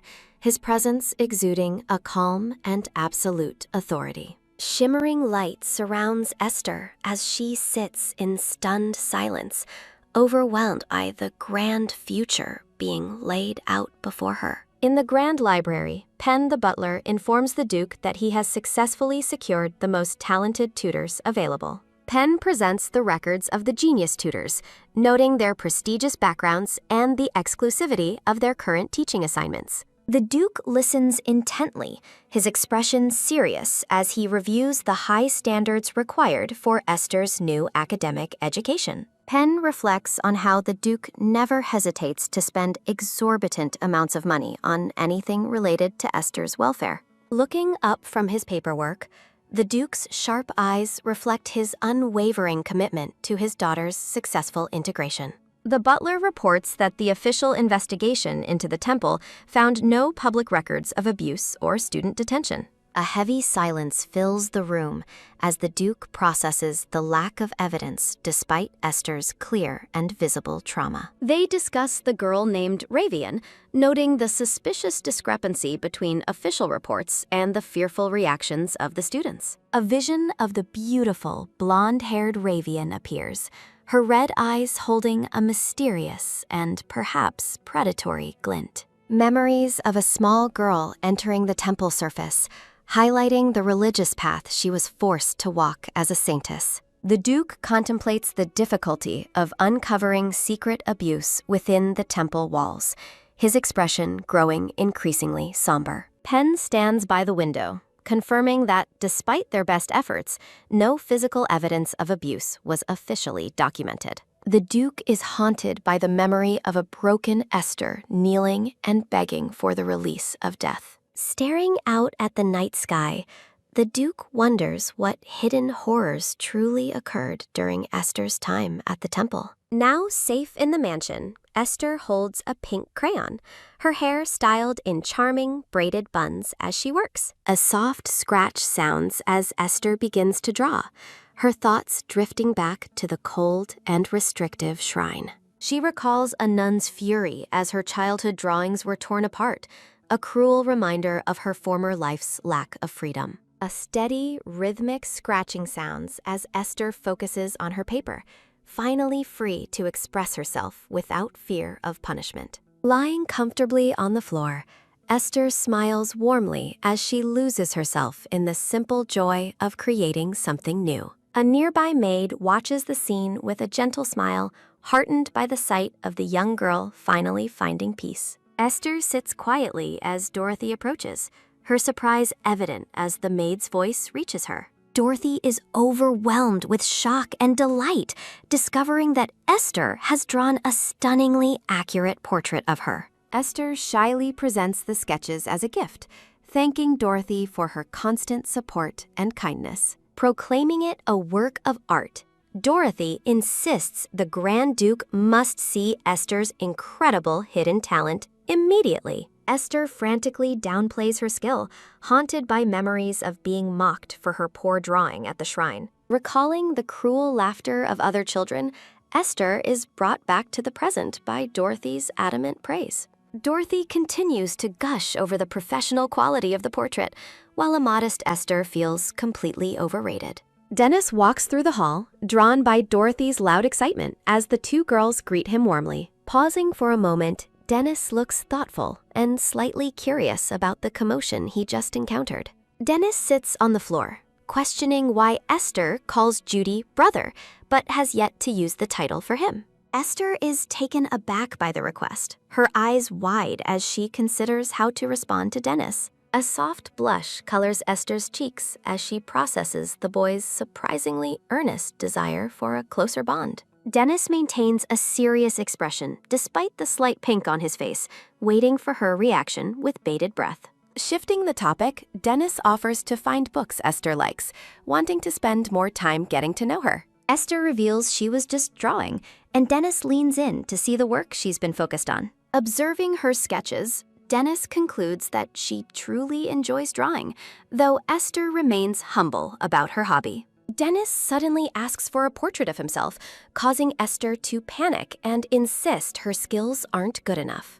Dorothy loudly defends Esther's talent, urging her to have confidence while the boy watches with intense curiosity. A quiet moment of connection passes between the two children as they prepare to start the impromptu art session. Esther looks away, still feeling a trace of self-doubt about capturing the young master's likeness correctly. Settling in, Dennis poses patiently while Esther begins to sketch, her concentration deepening as she works. Focused and determined, Esther's serious expression fascinates Dennis as he watches her bring the drawing to life. A sudden spark of admiration glints in Dennis's eyes as he realizes the sheer detail Esther is capturing. Startled by his gaze, Esther asks why he's looking at her, but Dennis simply encourages her to keep drawing. Esther worries about potentially disappointing Dennis, her anxiety lingering even as she continues her work.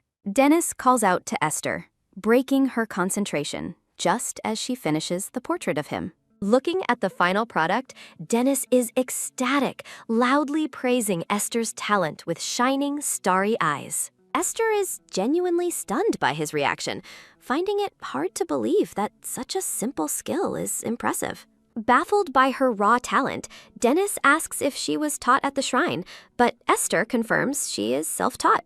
Dennis rewards her with a gentle head pat, leaving a blushing Esther feeling warm and appreciated for her effort. A rare, kind smile graces Dennis's face as he looks at the sister he is growing to cherish. Clutching the portrait, Dennis runs off to find the Duke, eager to show off Esther's incredible work to others. For the first time, Esther realizes she is truly good at something, her heart swelling with newfound self-confidence. Esther's eyes glow with a bright pink light as she reflects on the joy of being recognized and praised. The scene shifts to the grand mansion exterior as a carriage arrives and servants announce the Duke's return. The Duke of Tercia walks through the halls, frustrated by the empire's politics and the lax state of training. Clenching his jaw, the Duke expresses his deep distrust of those around him following his recent frustrations. Butler Ben surprises the Duke with the news that Esther is currently busy with a new drawing hobby.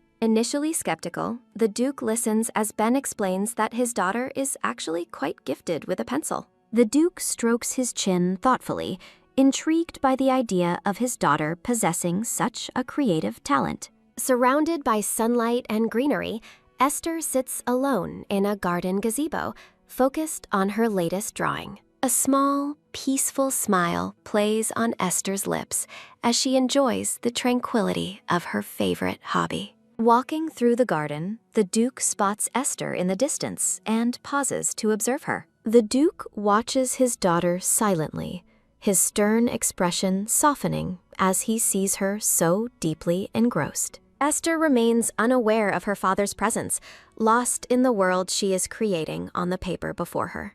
Looking out over the lush landscape, Esther takes a brief moment to rest her eyes between sketches. Ben notes how focused Esther is, while privately thinking that the Duke is completely losing his usual stern composure. Tapping her pencil, Esther contemplates her next subject, while her father and the butler watch from the shade. Esther senses someone watching and is startled to find her father sitting right there, calmly observing her work. The Duke explains that he came directly to the garden to find Esther immediately after returning to the mansion. The gray-haired Duke smiles warmly at Esther, asking if she truly drew a portrait of her brother Dennis. Esther blushes and looks down at her sketchbook, shyly admitting she did, but claiming it isn't beautiful. A gentle, floral aura surrounds the Duke as he gazes at Esther with an unexpectedly soft and kind expression. Noticing her hesitation, the Duke tells her she needn't force herself if the task is too difficult.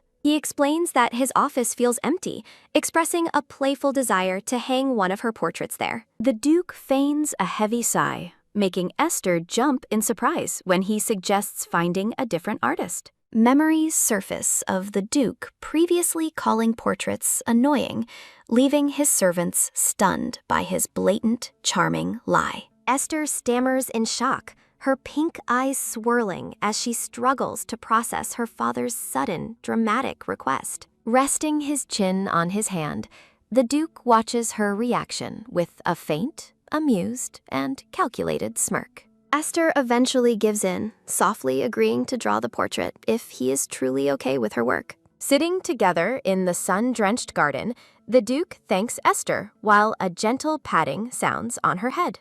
A warm-hearting blush creeps onto Esther's face as she closes her eyes, soaking in her father's genuine praise. Ken the butler walks down a stone path, a steady, rhythmic step sounding as he heads toward the gazebo. Delbert calls out to Pen near the ornate garden structure, his hand raised in a quick, friendly greeting.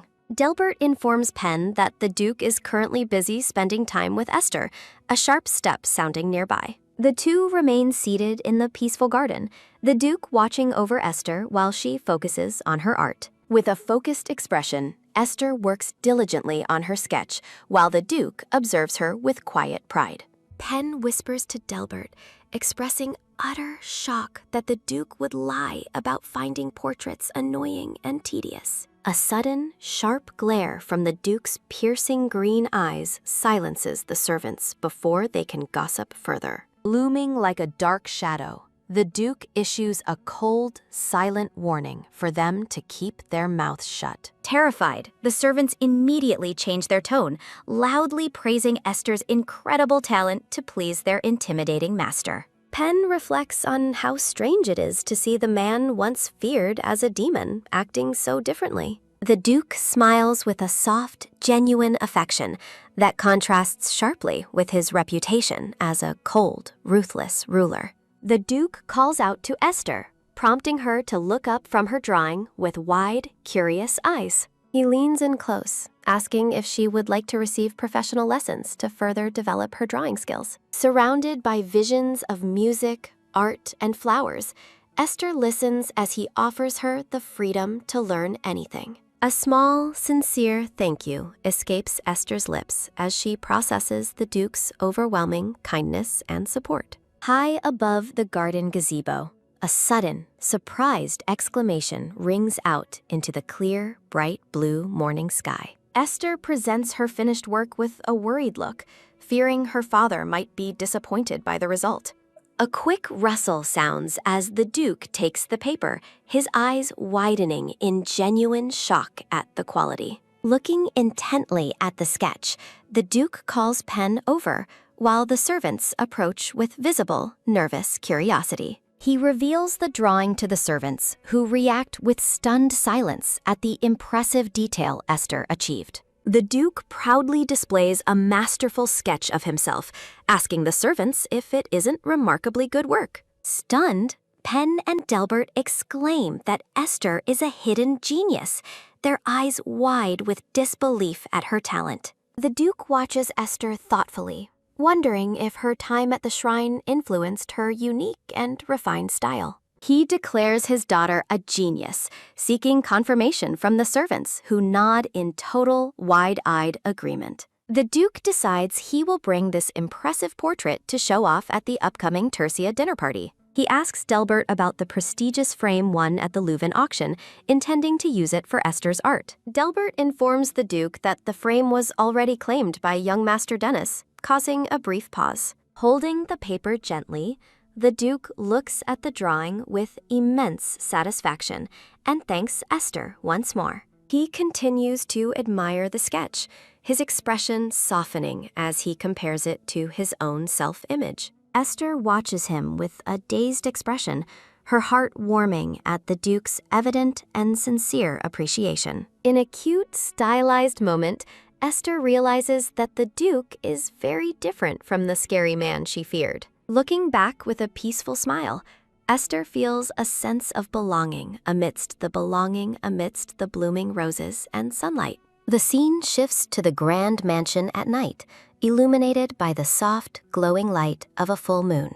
Tranquility settles over the estate as water flows softly from the courtyard fountain under the dark, starry sky. Inside the bustling party, guests discuss military victories while the Duke sits regally in his formal red uniform. The room hums with conversation as guests heap hollow praises upon the Duke for his leadership and training. With a dark, chilling smirk, the Duke challenges the crowd, leaving them sweating in a tense, heavy silence. A quick, sharp swipe sounds as the Duke raises his hand, commandingly taking control of the entire room. The gray-haired Duke calls for everyone to gather around as whispers fill the grand hall. With a confident smile, the Duke prepares to unveil a mysterious object hidden under a white sheet. The crowd's anticipation builds as the Duke asks if everyone is ready to see the surprise. A smooth shh sounds as the cloth is pulled back, revealing a stunning hand-drawn portrait. Onlookers are stunned to find a beautiful sketch of the Grand Duke himself, marveling at the artistry. Guests debate which famous artist could have produced such an exquisite and unique sketch style. Benjamin, the blonde prince, observes the masterpiece while others sense an unusual aura within the lines. The prince gazes intently at the image, appearing deeply struck by the power of the artist's work. Observers confirm the portrait radiates a clear and potent divine power, shocking the assembled nobility. A steady thump sounds as the Duke approaches, confirming the sketch is indeed something special. Amidst the gossip, the Duke confirms he has adopted a daughter, surprising those who heard the rumors. A menacing aura surrounds the Duke as he commands everyone to attend his upcoming celebration. Under the bright night moon, the Duke stands alone on his balcony, deep in contemplation. A light tap sounds as Prince Benjamin arrives, greeting the Duke after a long time apart. Benjamin apologizes for his lateness, explaining a carriage malfunction delayed his arrival at the estate. The two share a warm moment, reminiscing about the battlefield and the strength they gave each other. Benjamin grows concerned, noticing the Duke seems troubled despite the success of the evening. Lowering his tone, the prince asks the Duke for a favor, emphasizing their deep bond of trust. The sketch of the Duke remains bathed in a soft, ethereal light amidst blooming flowers. Benjamin asks if the princess created the drawing, sensing a connection between her and the divine work. He reflects on the impossibility of such power coming from someone not destined to be a saintess. High above, the silent guardians of the temple stand in their ceremonial robes, overseeing sacred duties. A vision of a praying saintess appears, symbolizing the immense holy burden carried by the chosen. The prince knows that imbuing art with such concentrated divine power is a feat beyond ordinary talent. Esther stands with her back turned, her identity as the Duke's adopted daughter finally being revealed. As the Princess of Tercia, Esther represents a new era for the Duke's legendary and powerful household. Benjamin remains baffled that someone outside the temple's influence could possess such a massive source of power. He wonders if Esther would be willing to draw a portrait of the sickly boy, Noah. A startled gasp escapes the Duke as he realizes the weight of the prince's unexpected request. Benjamin smiles warmly, checking if the Duke is still providing care for the fragile Noah. The prince vows to stay by Noah's side, even if the rest of the world turns away. Benjamin asks why the Duke seems hesitant, his expression softening as he seeks a path forward. He remembers Noah's long suffering and hopes a portrait will bring the boy a moment of peace. The Duke agrees to ask his daughter, though he remains wary of placing a burden on her. He emphasizes that he cannot force Esther, and Benjamin expresses his deep gratitude for the Duke's help. A worried sweat drop appears as the Duke reflects on the complexity of Esther's growing abilities. The night remains quiet over the grand estate, hiding the secrets of the powers within its walls. Inside, Esther watches in shock as a plant she touched grows unnaturally fast before the maid. The maid is delighted by the fantastic growth, while Esther stammers an apology, fearing her secret. Esther stares at the glowing flowers, realizing her holy power is becoming harder to conceal. She understands that her energy acts as a catalyst, forcing life to bloom with incredible speed. Panic rises as she fears her discovery will lead to being locked away in the temple forever. Memories of the cold temple and the demanding priests remind her of why she wanted to flee. The massive temple looms against the blue sky, a place of both holy light and suffocating duty. A rhythmic clack sounds as the blonde Ravian walks through the crowd, hailed as the next saintess. Ravian wears a gentle, calculated smile, basking in the praise and the fine clothes given to her. Meeting a priest at the door, Ravian is thanked for her dedication to her morning rituals. She presents herself with grace, carrying a golden pitcher, destined for a very important recipient. Ravian explains she has brought the necessary medicine to aid the ailing saintess Sespia. Touched by her devotion, the priest praises her beautiful heart and unwavering faithfulness to the church. A girl with long white hair smiles gently as she is told the goddess will watch over her. Ravian. Glug. A hand pours pink liquid from a small vial into a cup, preparing medicine for the ailing saintess. The black-haired priest smiles, while Ravian, the white-haired girl, gazes back at him with a calm, attentive expression. Creak. The massive wooden doors open just enough for the young girl to peek into the quiet, sacred hall. Inside the grand chamber, the elderly saintess Sespia lies weakly in her bed, illuminated by soft window light. Hearing a familiar voice, the young Ravian wonders if the man has come to visit her in the chapel. Wah! The white-haired girl offers a radiant smile as she confirms her presence to the bedridden saintess. Ravian enters the room with medicine, urging the frail, elderly Sespia to sit up and take her treatment. Sespia speaks of her approaching end, sensing that her body will soon fulfill its destiny as the goddess calls. Raven is visibly upset, shouting in protest at the saintess's somber words about her life finally coming to a close. Clinging to the bedside, the crying girl begs the saintess not to leave and to ask for more time. The elderly saintess offers a weak, kind smile and softly thanks Ravian for everything she has done. Sniffle.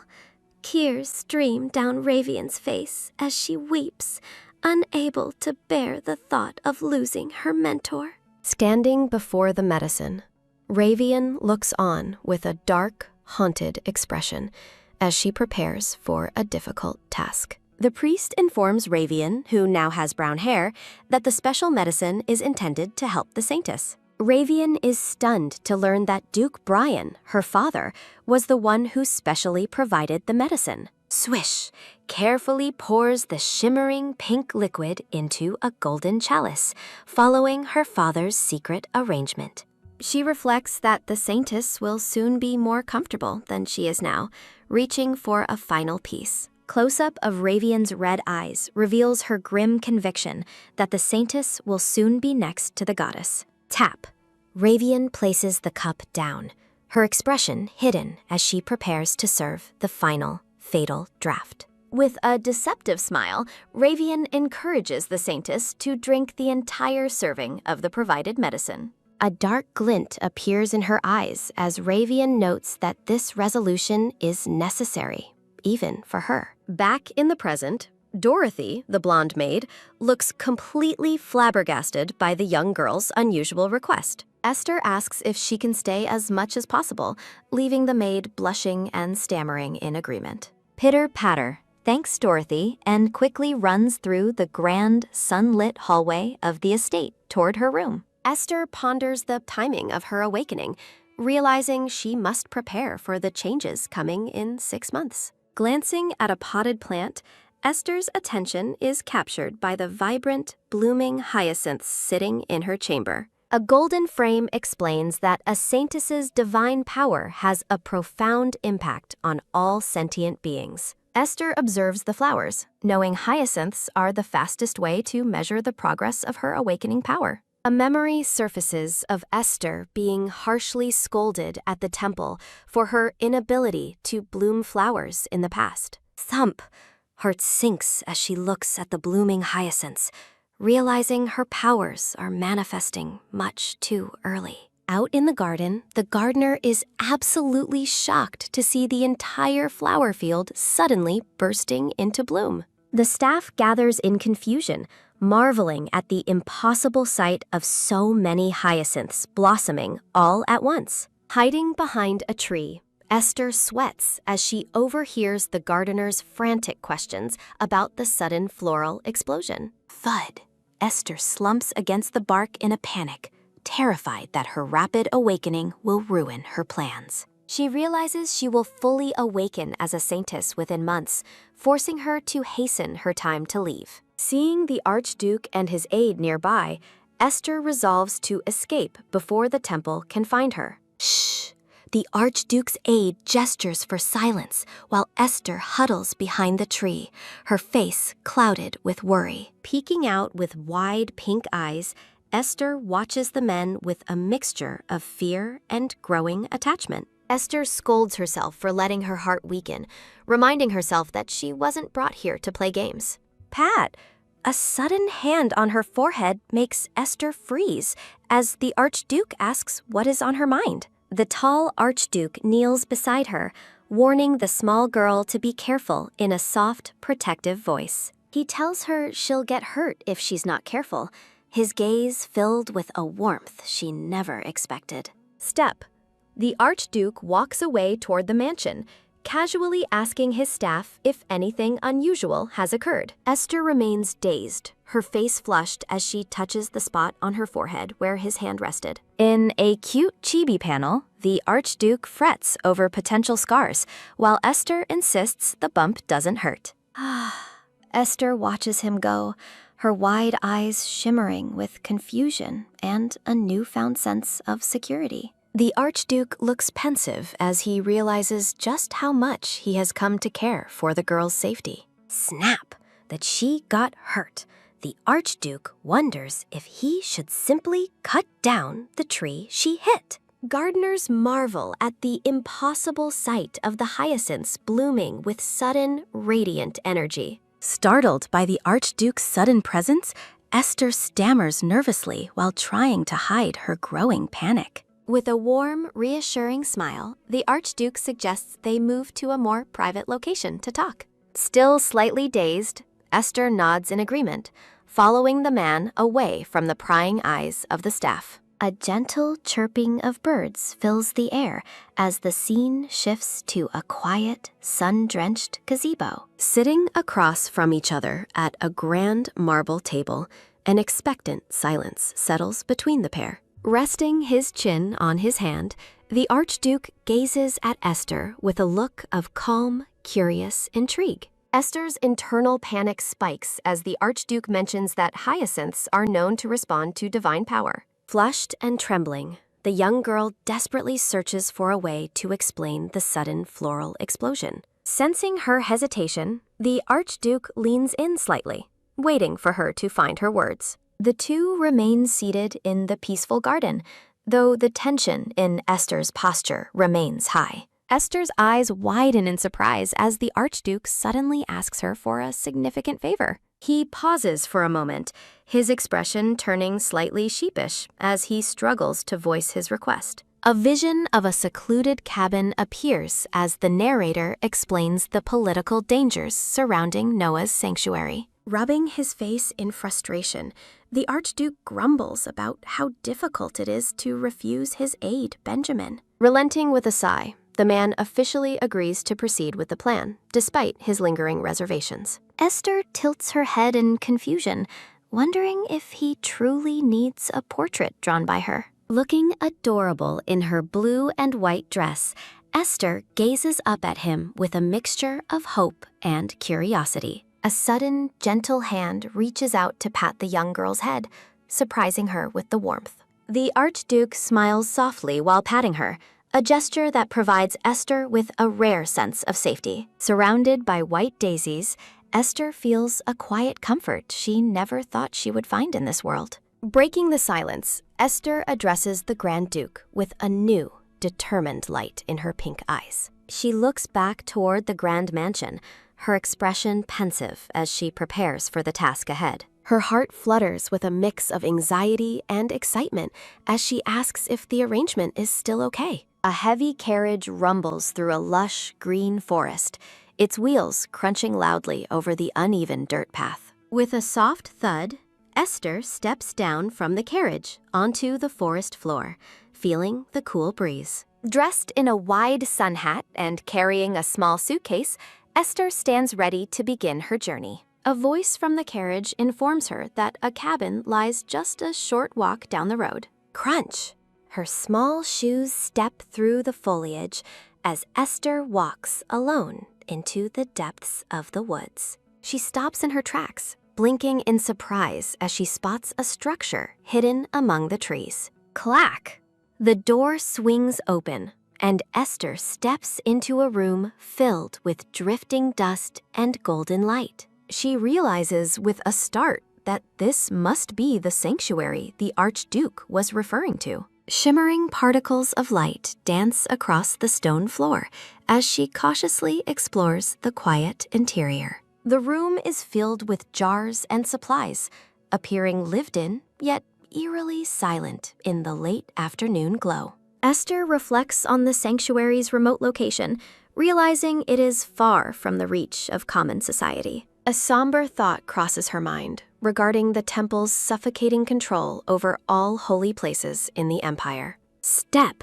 She moves further into the building, her suitcase held tightly as she searches for signs of life. A sudden chill in the air makes her shiver, drawing her attention toward a specific closed door. A soft sigh of wind echoes through the hall as Esther stares at the dark wooden entrance before her. Creak. She slowly pushes the door open, her heart racing as she peeks into the mysterious gold room. Sunlight streams through the window, illuminating a bed and a figure resting quietly within the shadows. Esther freezes, her eyes fixed on the person lying still on the bed in the center of the room. Beneath the white covers lies a young boy with messy brown hair, his eyes closed in deep sleep.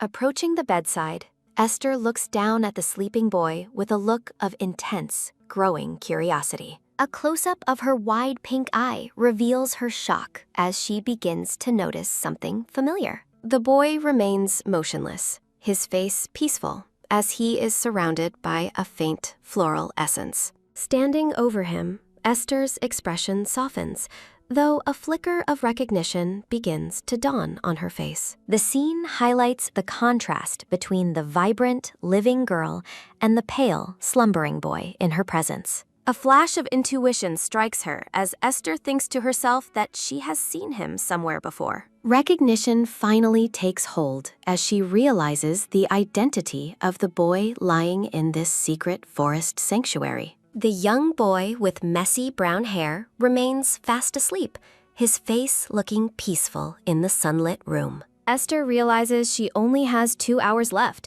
and resolves to stop overthinking and focus on her task. Clack! The girl prepares her art supplies, setting up a blank canvas to begin the requested portrait. Sitting beside the bed, Esther quietly observes the sleeping boy, trying to find a starting point for her drawing. She casts a nervous glance toward her canvas, feeling a flutter of uncertainty about capturing his handsome features. Staring intently, the pink-eyed girl remains silent as she studies the boy's still face in the quiet sanctuary. A close-up reveals the boy's serene expression as he slumbers, his long lashes casting shadows on his cheeks. Esther compares the boy's beauty to Ravian, thinking he is one of the prettiest people she has ever seen. She recalls the striking, handsome faces of the Grand Duke and his brothers while reflecting on the boy's appearance. Feeling flustered, Esther notes that the sleeping boy is obviously quite handsome, causing her a bit of embarrassment. Tilting her head, the girl looks puzzled as she searches for the right way to begin her portrait. Scratch! Starts sketching the boy's outline on her canvas, which is adorned with a border of white flowers. Scratch! She continues to sketch, realizing that drawing his face is difficult since his eyes are currently closed. Frustrated by the challenge, Esther decides she must hurry up and draw, despite her internal distractions and worries. Swish! As the girl continues to paint, she feels her energy draining, leaving her exhausted after the long day. Noticing a small detail, Esther wonders why she didn't see it before, worrying that the boy might be cold. Esther hums in thought, her pink eyes narrowing as she focuses deeply on the still figure before her. Squeeze! The girl gently takes the boy's hand, a soft light glowing as she shares a moment of empathy. Thoughts of her loneliness in the temple basement surface as Esther feels a deep connection to the sleeping boy. As she holds his hand, a floral essence surrounds the slumbering boy, who remains peaceful and motionless. Closing her eyes, Esther clasps her hands together and prays, a warm golden light emanating from her body. The golden light of her divine power washes over the boy's face, causing his eyelids to flutter slightly. At quickly pulls her hands back as the boy begins to stir, her heart racing with sudden surprise. Blink, blink. The girl watches with wide pink eyes as the brown-haired boy slowly wakes from his deep sleep. Grab! In a sudden blur, the boy reaches out and catches Esther's hand, causing her to cry out in shock. Panicked, Esther stammers about his sudden awakening, while her face flushes a bright red from the unexpected contact. Looking completely flustered, the young girl apologizes profusely for the intrusion, and the boy looks up with heavy-lidded brown eyes, his expression soft and calm as he gazes at Esther. Flustered, Esther wonders how to apologize as the boy sits up and demands to know how she got there. In a frantic rush, Esther explains her presence and apologizes, promising she meant no disrespect with her portrait. The boy repeats the word portrait with a look of genuine surprise, clearly caught off guard by her explanation. Esther gazes at him with a mix of worry and curiosity, waiting to see how he will react to her. Dazed, the boy listens as Esther explains she was trying to be quiet and only needed his eyes open.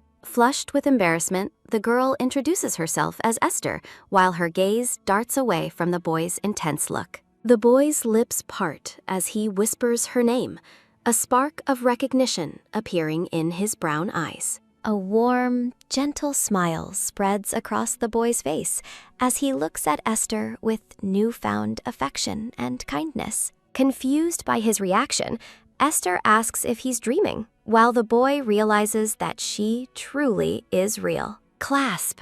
The boy holds Esther's hand tightly, a beautiful floral frame highlighting the significance of their sudden connection. A look of pure shock crosses the girl's face as she reacts to the boy's surprisingly forward behavior. Blush!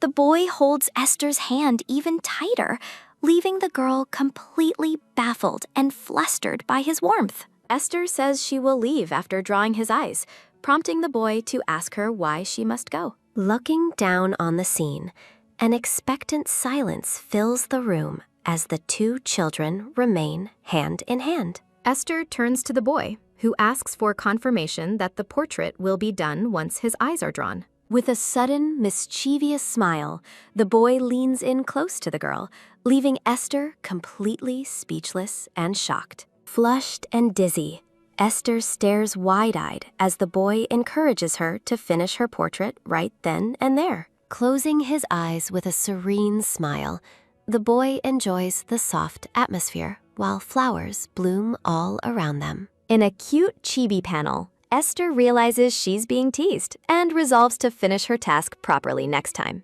Esther awkwardly admits the true reason for her visit, but the boy reassuringly offers to handle the explanation. Esther watches him with a hesitant expression, noting that the boy still hasn't let go of her hand. Peeking at him, the girl thinks to herself that the boy seems quite strange despite his handsome appearance. The boy suddenly claims to feel unwell, catching a surprised Esther completely off guard. He explains that he suffers from a mysterious disease that conventional medicine cannot cure. Esther listens in stunned silence, her pink eyes wide as she processes his heavy confession. The boy reveals his lifelong isolation, having lived alone without any friends since birth. Sitting together, Esther finds his lonely upbringing incredibly sad and shares a moment of quiet empathy. He expresses his genuine joy at meeting her, asking if she liked the scenery outside the sanctuary. Sunlight bathes the remote forest cabin, a peaceful setting for their secret meeting. Esther looks pensive, her heart reaching out to the boy who has known so much solitude. With a gentle smile, the boy reminds her that she came there to paint his portrait. A dark memory surfaces of a desperate girl in the temple basement begging for help. The girl in the flashback kneels before a locked door, pleading for freedom from her captors. Contrast hits as Esther remembers her own past suffering while staring blankly into the present room. The brown-haired boy leans closer, his expression warm and inviting as he studies her face. He asks what she is thinking, snapping a blushing Esther out of her somber thoughts. The boy asks if she will visit him again, his hopeful gaze causing her to blush deeper. Esther wonders if she can make such a choice alone, her pink eyes sparkling with uncertainty. She promises to ask for permission to visit again, much to the boy's visible delight. Creak! The heavy door swings open, letting in the golden light of the late afternoon. Sun hat in place, Esther adjusts her suitcase and prepares to leave the quiet forest sanctuary. The boy stands at the threshold, waving a friendly goodbye as she walks down the path. A close-up of the boy reveals a serene, lingering smile as he watches his visitor depart. Esther's profile is illuminated by the soft light, her expression calm as she concludes her task. She walks through the vibrant green forest, the sun casting long shadows through the trees. A striking close-up of the boy's brown eyes captures the deep impression Esther has left behind. Night falls over the grand temple as a full moon shines brightly above the domed architecture.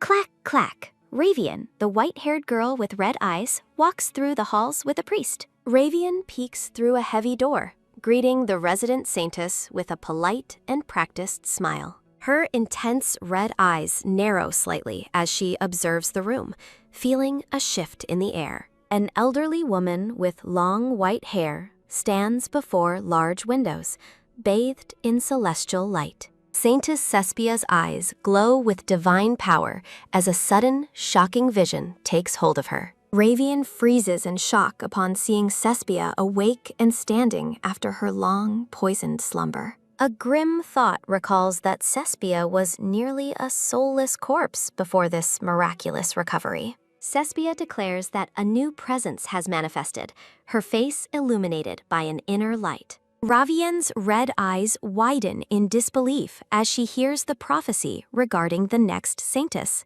The elderly saintess speaks of a coming calamity, her gaze fixed on something beyond the room. Cespia questions Ravian about the goddess's voice and the identity of the true successor. The saintess looks dazed, as if her mind is still caught between the physical and divine realms. Ravian dismisses Cespia's ramblings as madness, refusing to believe anyone could replace her. A vision of blooming flowers accompanies the prophecy of a noble child born in the shadows. The true successor is described with gray-brown hair, her image appearing in a hazy, regal light.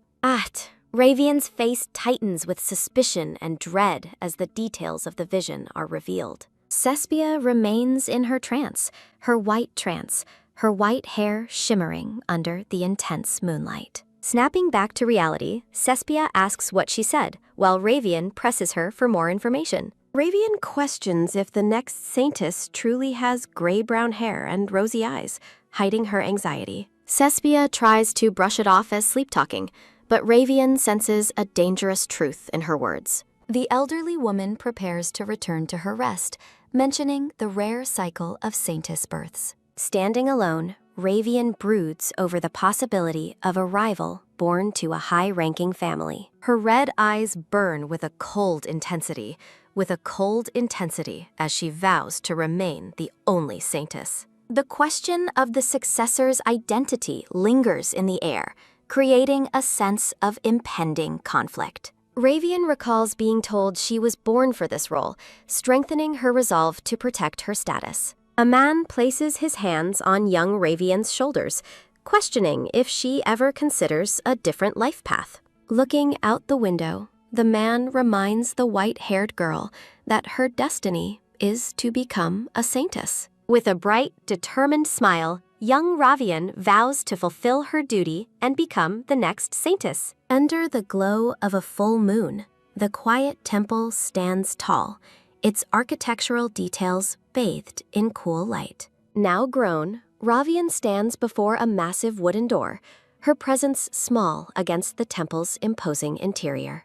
Gazing at the door, the white-haired girl reflects on the passage of time and her own growth. A radiant goddess figure watches over a kneeling devotee in a golden vision, representing an ancient oath. Asserting her claim, Ravian walks through the hall, confident that no one else can take her place. Startled by a familiar voice, the red-eyed girl turns sharply as flowers bloom in a sudden bright panel. Cain greets Lady Ravian warmly, acknowledging their time apart as he stands before the great wooden doors. The teal-haired man shares news of her mother's worry regarding Ravian's isolation and struggles within the temple. Cain delivers a stern message from the Duke, who expects results during his upcoming business trip nearby. Ravian's eyes widen in surprise as she processes her father's demanding words and his impending visit. Clack, clack. Her heels echo as she walks, troubled by the news that Noah has not woken up.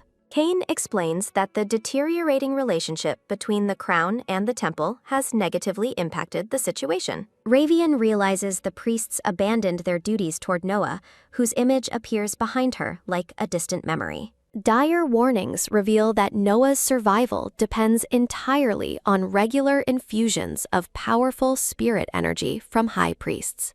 Ravian dismisses Cain, instructing him to return in 3 days for a formal reply to her mother's letter. Ignoring the risks, the girl declares her intention to visit Noah secretly, leaving Cain visibly shocked and protesting. Ravian challenges the man's hesitation, her expression hardening as she prepares to defy the temple's strict rules. Standing tall, the white-haired girl asserts her right to visit Noah, reminding Cain that the boy is her fiancé. Flustered, Cain eventually yields, agreeing to keep her clandestine visit a secret from her formidable father. Looking toward the future, Ravian whispers a silent plea for Noah to wait for her arrival. A final thought bubble confirms her determination to see him soon, as the scene begins to shift. Tweet, tweet! Birds chirp around the secluded forest cabin where the mysterious boy has been resting in silence. Sitting up in bed, Noah marvels at his newfound strength, feeling better than ever after the recent power infusion. Visions of Esther's expressive face and bright pink eyes fill his mind, leaving a lasting impression on him. Noah smiles warmly, clasping his hands together as he thinks of the girl who brought him back to life. Boom! The door flies open as a blonde man in ornate clothing gasps in shock at Noah's awakening. Benjamin waves enthusiastically, his face glowing with joy as he greets the boy he thought might never wake. Overcome with emotion, Benjamin falls to his knees, sobbing as he recounts his fears during Noah's long sleep. Noah chuckles at Benjamin's dramatic reaction, teasing him about crying so much while he was merely resting. Benjamin asks if Noah was the one who invited Esther, his expression a mix of curiosity and concern. Noah confirms his desire to stay near Esther, suggesting that her presence makes the temple's help unnecessary. Benjamin looks on in relief while Noah remains focused on the girl who truly changed his condition. Startled, Benjamin reacts to Noah's surprisingly forward attitude regarding his future plans and his connection to Esther. Noah realizes the vivid images in his dreams were real, contemplating his next move with a quiet look. He asks Benjamin to bring Esther back, but the blonde man warns that the Duke might not permit it.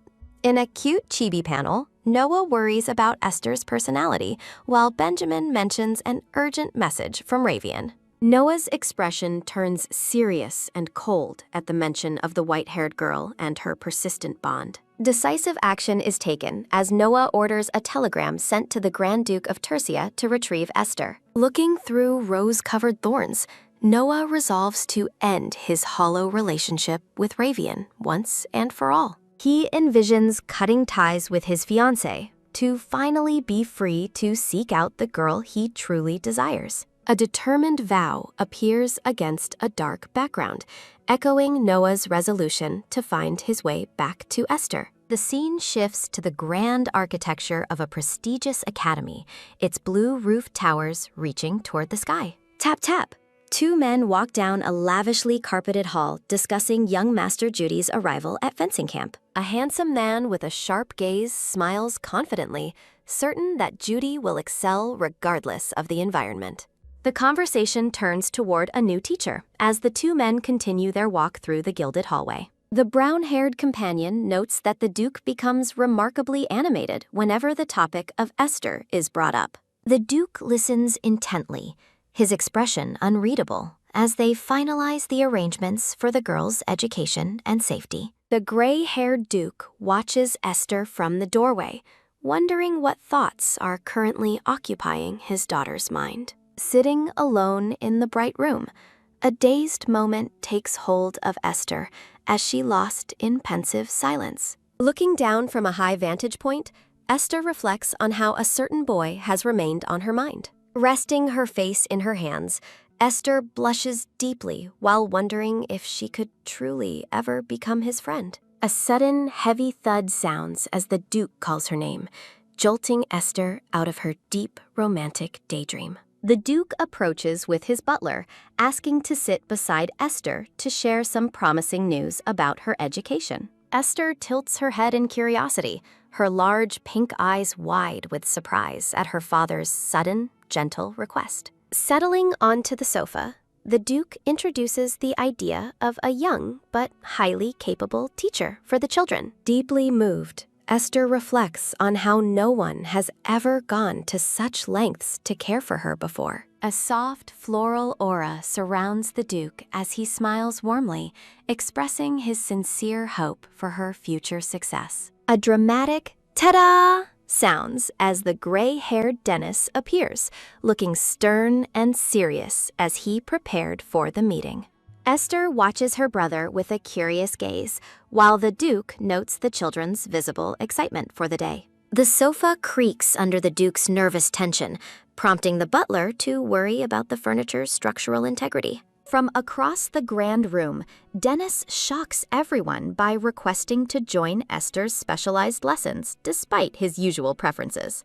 Glancing sideways, Dennis admits that studying with his sister is a far more appealing prospect than working alone. Confusion flickers in Esther's eyes as she tries to process her brother's sudden change in academic attitude. In a cute, simplified moment, the two siblings sit together, looking like little squirrels lost in their own thoughts. The Duke sits regally as the butler reflects on his master's surprising and newfound appreciation for family teamwork. A sudden, sharp clatter sounds as a maid enters the room to announce the arrival of the teacher's carriage. A rhythmic clop-clop sounds as a carriage rolls into the sun-drenched courtyard of the massive, sprawling estate. With a bright ta-da! A handsome, blonde-haired man makes a grand entrance, radiating an aura of confidence and charm. The newcomer introduces himself as Dwayne Tercia, while the Duke formally welcomes him into the grand hallway.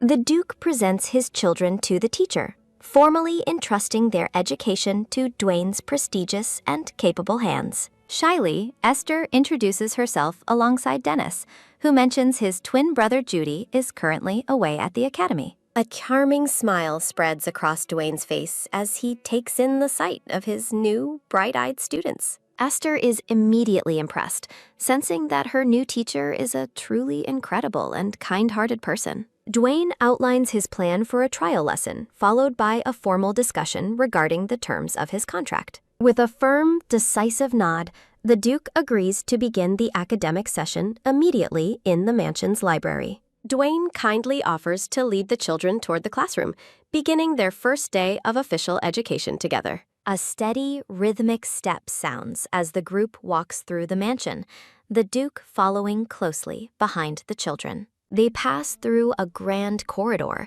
a steady step sounding as they walk beneath a massive, ornate family portrait. The procession continues into the library, a steady step sounding as they pass rows of countless ancient leather-bound books. Dwayne is taken aback by the Duke's insistence on personally supervising the lesson to judge the teaching quality.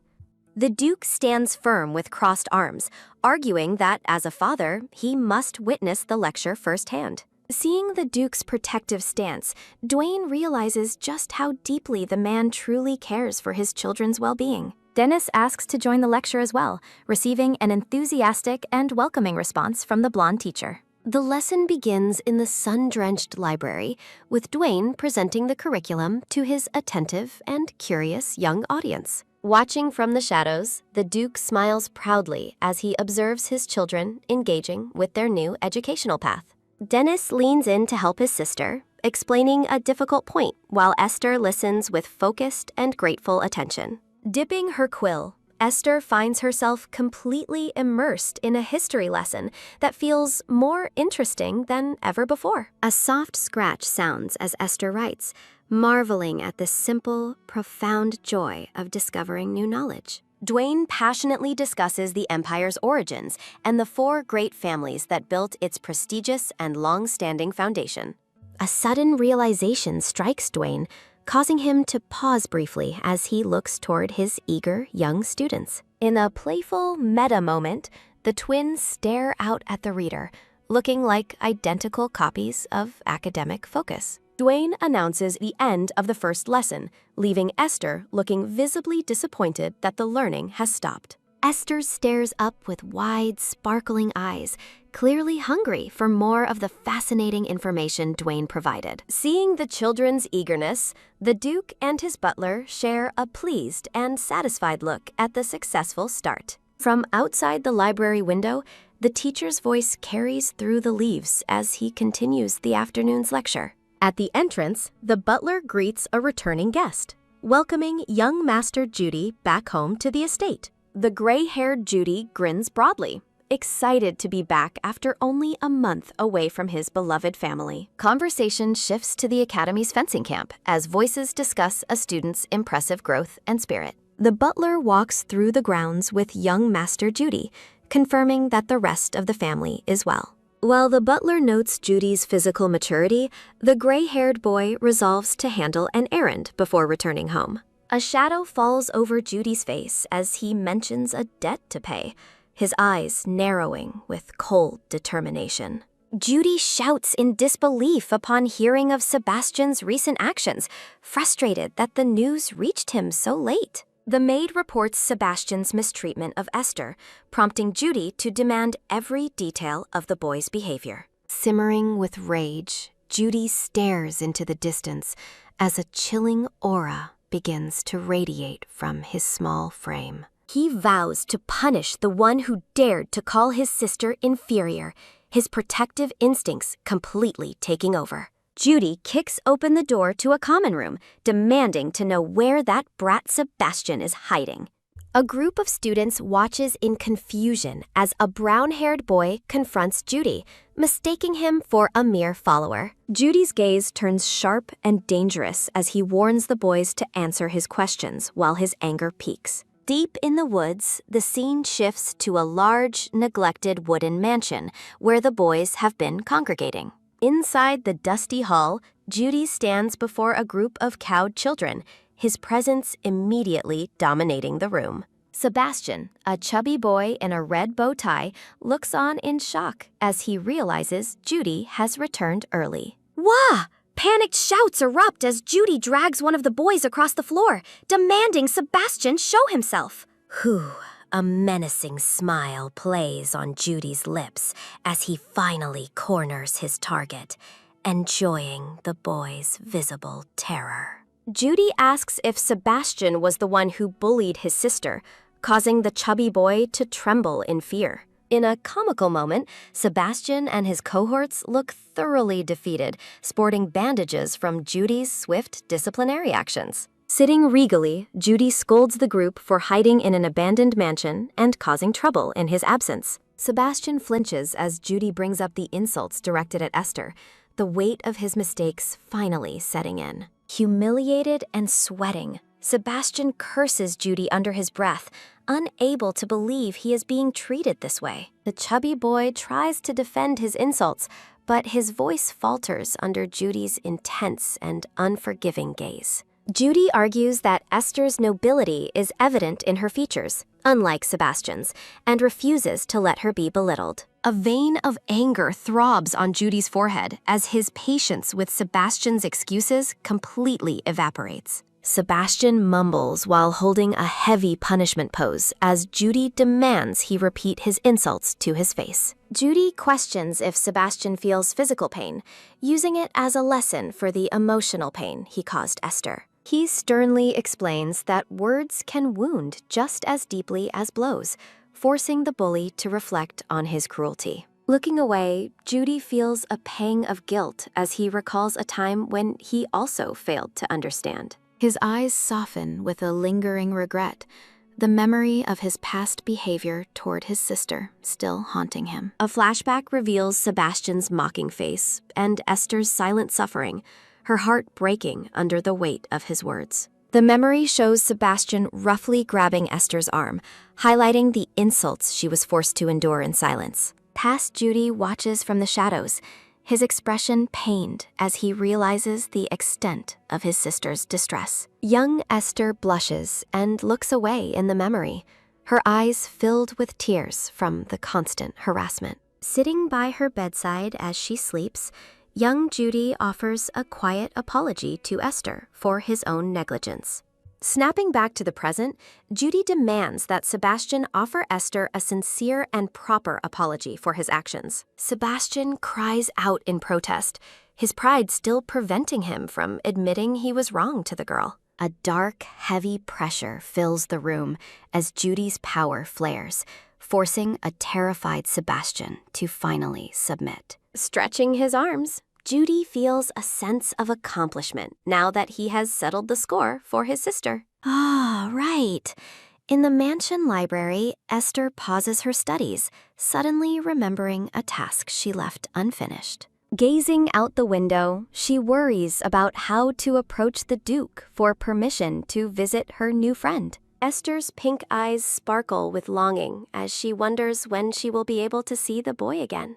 She recalls their quiet moment together in the forest cabin, where she promised to ask for leave to return. The boy's plea that he is all alone echoes in her mind, pulling at her heartstrings with an intense loneliness. A vision of his gentle, handsome smile fills the frame, leaving Esther completely captivated by the memory of him. Her face flushes a deep pink as she stands frozen, still feeling the lingering charm of their recent encounter. Determined to be a good student, Esther resolves to finish her homework and earn the Duke's praise and permission. The sound of her quill scratching against paper fills the quiet room as she focuses intently on her studies. Wah! A sudden, piercing scream from outside shatters her concentration, causing Esther to jump in her seat. She rushes to the window as a commotion breaks out in the courtyard among the panicked manor staff. Distressing news spreads through the crowd as a servant is revealed to have been bitten by a hidden snake. Esther hides behind a tree, drawn to the garden by a sudden scream and the mention of a snake. Peering from her hiding spot, Esther watches as servants discover a small white snake nestled among the roses. The white snake's eyes glow with an eerie light as a sharp hiss sounds into the quiet garden air. Esther's eyes widen in surprise as she focuses intently on the scene unfolding within the colorful flower bushes. Thinking the snake is remarkably large, Esther watches as the creature slithers past the servants toward the mansion. Clinging to the tree, Esther feels a surge of anxiety while debating whether she should intervene in the danger. A strange realization washes over Esther as she finds herself somehow understanding the inner thoughts of the white snake. Esther realizes the snake is pregnant and only acting aggressively to protect its unborn young from perceived threats. From a distance, Esther observes a group of worried servants tending to a man who has fallen in pain. Despite her desire to live a quiet life, Esther feels a growing obligation to help the injured servant, Hans. A maid runs toward Esther with a panicked warning, urging her to retreat from the area where the snake was spotted. Esther stops the maid to confirm the news, her mind already set on assisting those in need near the bushes. Looking toward the garden, Esther reflects on a past kindness that makes her unable to turn her back now. In a warm memory, servants once presented Esther with a bouquet of pink roses that matched her own bright eyes. Esther holds the beautiful flowers with a look of wonder, deeply touched by the genuine affection of the estate staff. The servants beam with pride and joy, happy to see their young lady appreciating the simple beauty of the garden. Overwhelmed by the memory of their kindness, Esther feels a lump in her throat and a renewed sense of purpose. Returning to the present, Esther decides she cannot ignore Hans' plight after everything the servants have done for her. Ignoring the maid's protests, Esther turns and runs toward the site of the snake attack with surprising determination. Her face set in a serious expression, Esther approaches the garden, ready to confront the creature and save the staff. The servants turn in shock as Esther arrives, their eyes wide as they realize she is walking straight toward danger. Reaching out toward the white snake, Esther asks the creature if it can truly understand the intent of her words. Surrounded by a shimmering aura, Esther reassures the snake that no one in the garden intends to cause it harm. A soft hiss sounds as the snake listens, its aggressive posture softening under the influence of Esther's gentle voice. Kneeling among the roses, Esther prepares to handle the creature with a level of calm that leaves the servants speechless. Esther requests a basket from the staff, intending to safely relocate the pregnant snake away from the busy courtyard. A servant cautiously hands over a woven basket, his hands trembling as he watches his lady's brave and unusual actions. With incredible care, Esther coaxes the white snake into the basket, successfully neutralizing the threat without any further violence. Stunned by the display of courage, the servants whisper in disbelief about how their lady safely handled a venomous predator. Carrying the snake in its new temporary home, Esther turns her attention back to the injured Hans and his group. Hans sits on the ground in a daze, while Esther worries that the snake's venom might cause him serious injury. Esther recalls her past regressions where her unique powers only led to rejection and betrayal by those she tried helping. A bright, warm glow emanates from Esther's hands as she channels her healing magic into Hans' injured, venomous foot. The servants watch in a frozen, wide-eyed silence as the miraculous light of healing magic fills the morning garden air. Hans exclaims in joy as the pain vanishes, realizing his foot is completely healed and the venom is entirely gone. Esther looks down with a pensive expression, her heart heavy with the fear of how others might perceive her power. A tense atmosphere settles over the group as Esther stands quietly, the servants staring at her with a mix of awe. Esther announces she will take the snake away, ignoring the servants' fearful warnings about the creature's hidden and lethal dangers. With a firm step, Esther walks away from the group, leaving the servants to process the incredible miracle they witnessed. Hans shouts his gratitude to the departing Esther, his voice filled with sincere relief and a newfound, deep-seated respect. Overjoyed, Hans kicks his feet in the air, marveling at the boundless energy flowing through his newly restored, healthy body. The servants reflect on Esther's incredible healing talent, realizing her touch possesses the power to instantly relieve the most severe pain. Walking away, Esther feels a quiet sadness as she wonders if her helpfulness will only lead to more fear from others. Watching her go, a servant calls Esther a truly kind girl who stopped to help despite the obvious risks involved. The staff recalls Esther's cheerful grins whenever they served her sweet desserts, feeling happy just to see her eating well. Hans and his companions eagerly plan to bake special donuts as a delicious, proper thank you for their savior lady. Still holding the basket, Esther continues toward the mansion, her mind already moving on to her next set of duties. A sudden dash sounds as Esther runs across the lawn, her light pink dress catching the bright morning sunbeams. Esther looks down with a focused and resolute gaze, her jewelry shimmering as she prepares to face the day's challenges. The grand mansion windows reflect the morning light as Esther rounds the corner of the estate with her basket. Dennis contemplates the mysterious connection between snakes and healing, his mind racing through the potential implications for Esther. In the vast library, Dennis finds a book by High Priest Christopher describing a saintess's ability to communicate with animals. Reading further, Dennis learns that true saintesses possess the rare divine gift of understanding every creature's inner thoughts and intent. A sudden realization strikes Dennis as he stares at the ancient page, finally connecting the historical texts to Esther's actions. The narrative confirms that a saintess's healing power is incomparable and far superior to any other ability known to the Empire. History remembers the legendary saintess as the salvation of the Empire, a figure of immense divine importance and miraculous deeds. The text details how a saintess's eyes glow with a brilliant golden light whenever she manifests her powerful divine abilities.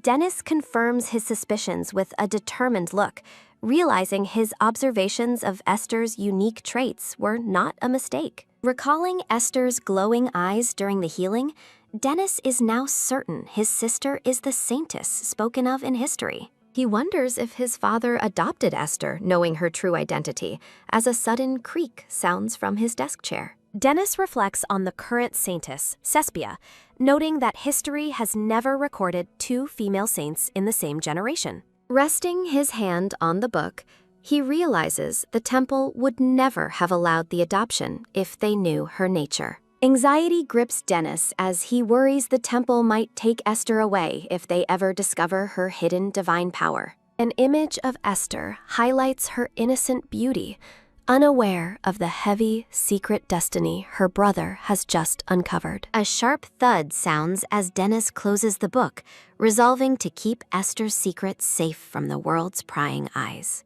He determines that he must study harder than ever before to become strong enough to protect his sister's fragile future. Back at the mansion, Esther gazes out with a somber and focused expression while reflecting on the day's surprising events. Esther warns the white snake to remain peaceful, while the nearby maid watches the creature with visible fear and trepidation. Reassuring the servant, Esther promises that the snake is no longer a threat to anyone living within the mansion walls. As the maid heads off to clean, Esther contemplatively wonders how she should explain the new garden pet to her father. A soft hiss sounds as the white snake interacts with the young lady, its movements becoming gentle and entirely non-aggressive. A light slither sounds as the creature comfortably winds itself around Esther's arm, showing a clear bond of trust. The snake seems to express its deep gratitude,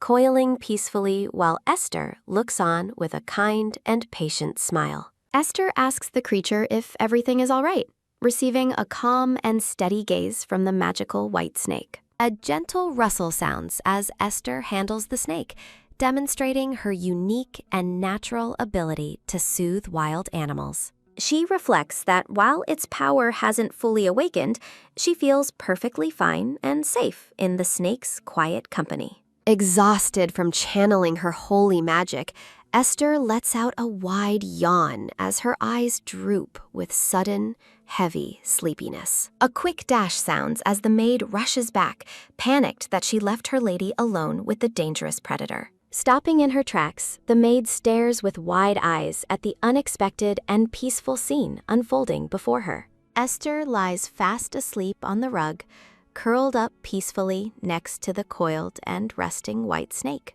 Surrounded by a dreamlike aura of blooming flowers, Esther rests deeply after the morning's taxing and miraculous healing. Finding the sight incredibly cute, the maid decides it's better to let her lady rest a bit longer before dinner. A steady step sounds as a mysterious figure approaches Prince Noah, who sits alone under the moonlit night sky. A silver-haired girl arrives, explaining that her high position in the temple makes it difficult for her to slip away. The girl is revealed as Ravian, dressed in ornate white robes that signify her prestigious status as a saintess candidate. Ravian looks at Noah with an intense gaze, her striking red eyes reflecting the cold and silver light of the moon. She acknowledges Noah's royal status while questioning the path he is currently taking within the complex politics of the empire. Ravian admits she rushed to find him out of deep concern, having feared he was in some sort of dangerous situation. She asks him if he is truly just a downgrade candidate, a title that carries a heavy and insulting weight. A charming but cold smile spreads across Ravian's face as she addresses her fiancé, the dark-haired Prince Noah.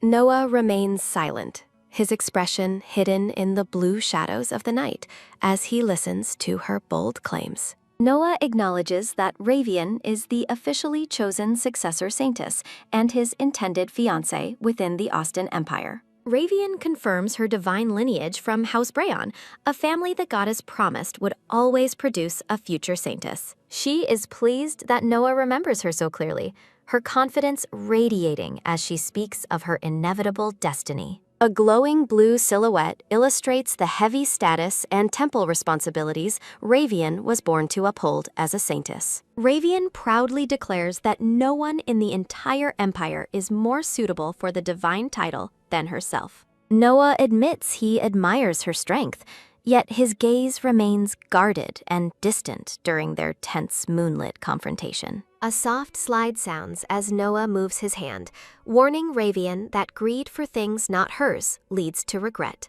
Ravian's face tightens with confusion and offense as she struggles to understand the prince's cryptic and challenging words. A soft rattle sounds as Noah walks away, telling her to think carefully while Ravian remains alone with her ambitions. Noah accepts her choice, but the white-haired girl senses he has become a completely different person. A look of shock crosses Ravian's face as Noah admits he thought their engagement was already over. Noah explains he broke the bond when he fell ill, while Ravian argues the temple and family demand its continuation. The black-haired boy smiles smugly, seemingly unbothered by the heavy political weight of their fading connection. Noah walks away nonchalantly, leaving a frustrated Ravian to wonder why he is suddenly so relaxed. Noah scoffs at the idea of clinging to her for magic as Ravian watches him with growing concern. Confident in his status, Noah declares he can find holy magic alone, leaving Ravian questioning his sudden boldness. Noah mocks her saintess ambitions, while Ravian warns that his mysterious illness will eventually force him back to her. Standing alone by the window at night, Noah looks out with a satisfied, knowing grin on his face. Ravian stares with intense red eyes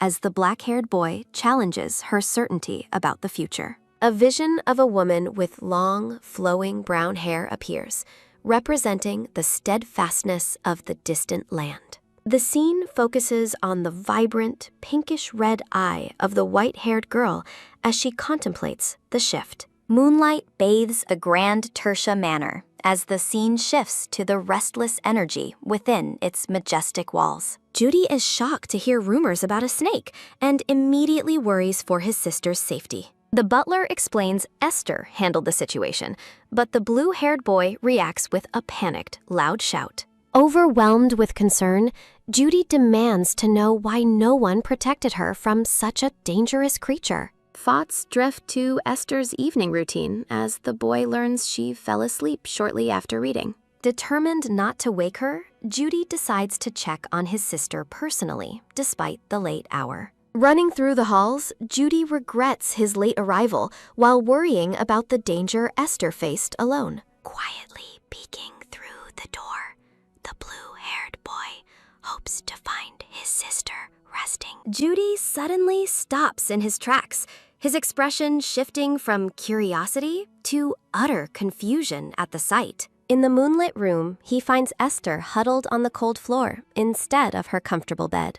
Confused by her choice of sleeping spot, Judy cautiously approaches the bundled figure on the ground. He looks down at his sleeping sister, finding her unusual habit of floor sleeping both strange and endearing. As Judy reaches down, a massive black serpent with glowing eyes emerges from beneath the heavy blanket. Horror fills the room as the boy recoils in absolute terror from the giant snake's sudden movement. Esther wakes up groggy as Judy screams for her to run away from the creature beside her. Rubbing her eyes, a sleepy Esther looks up in confusion, unaware of the chaos she has caused. Judy lunges forward to shield his sister, pulling her into a protective embrace away from the snake. Frantic and sweating, the blue-haired boy demands to know why a monster is loose in her room.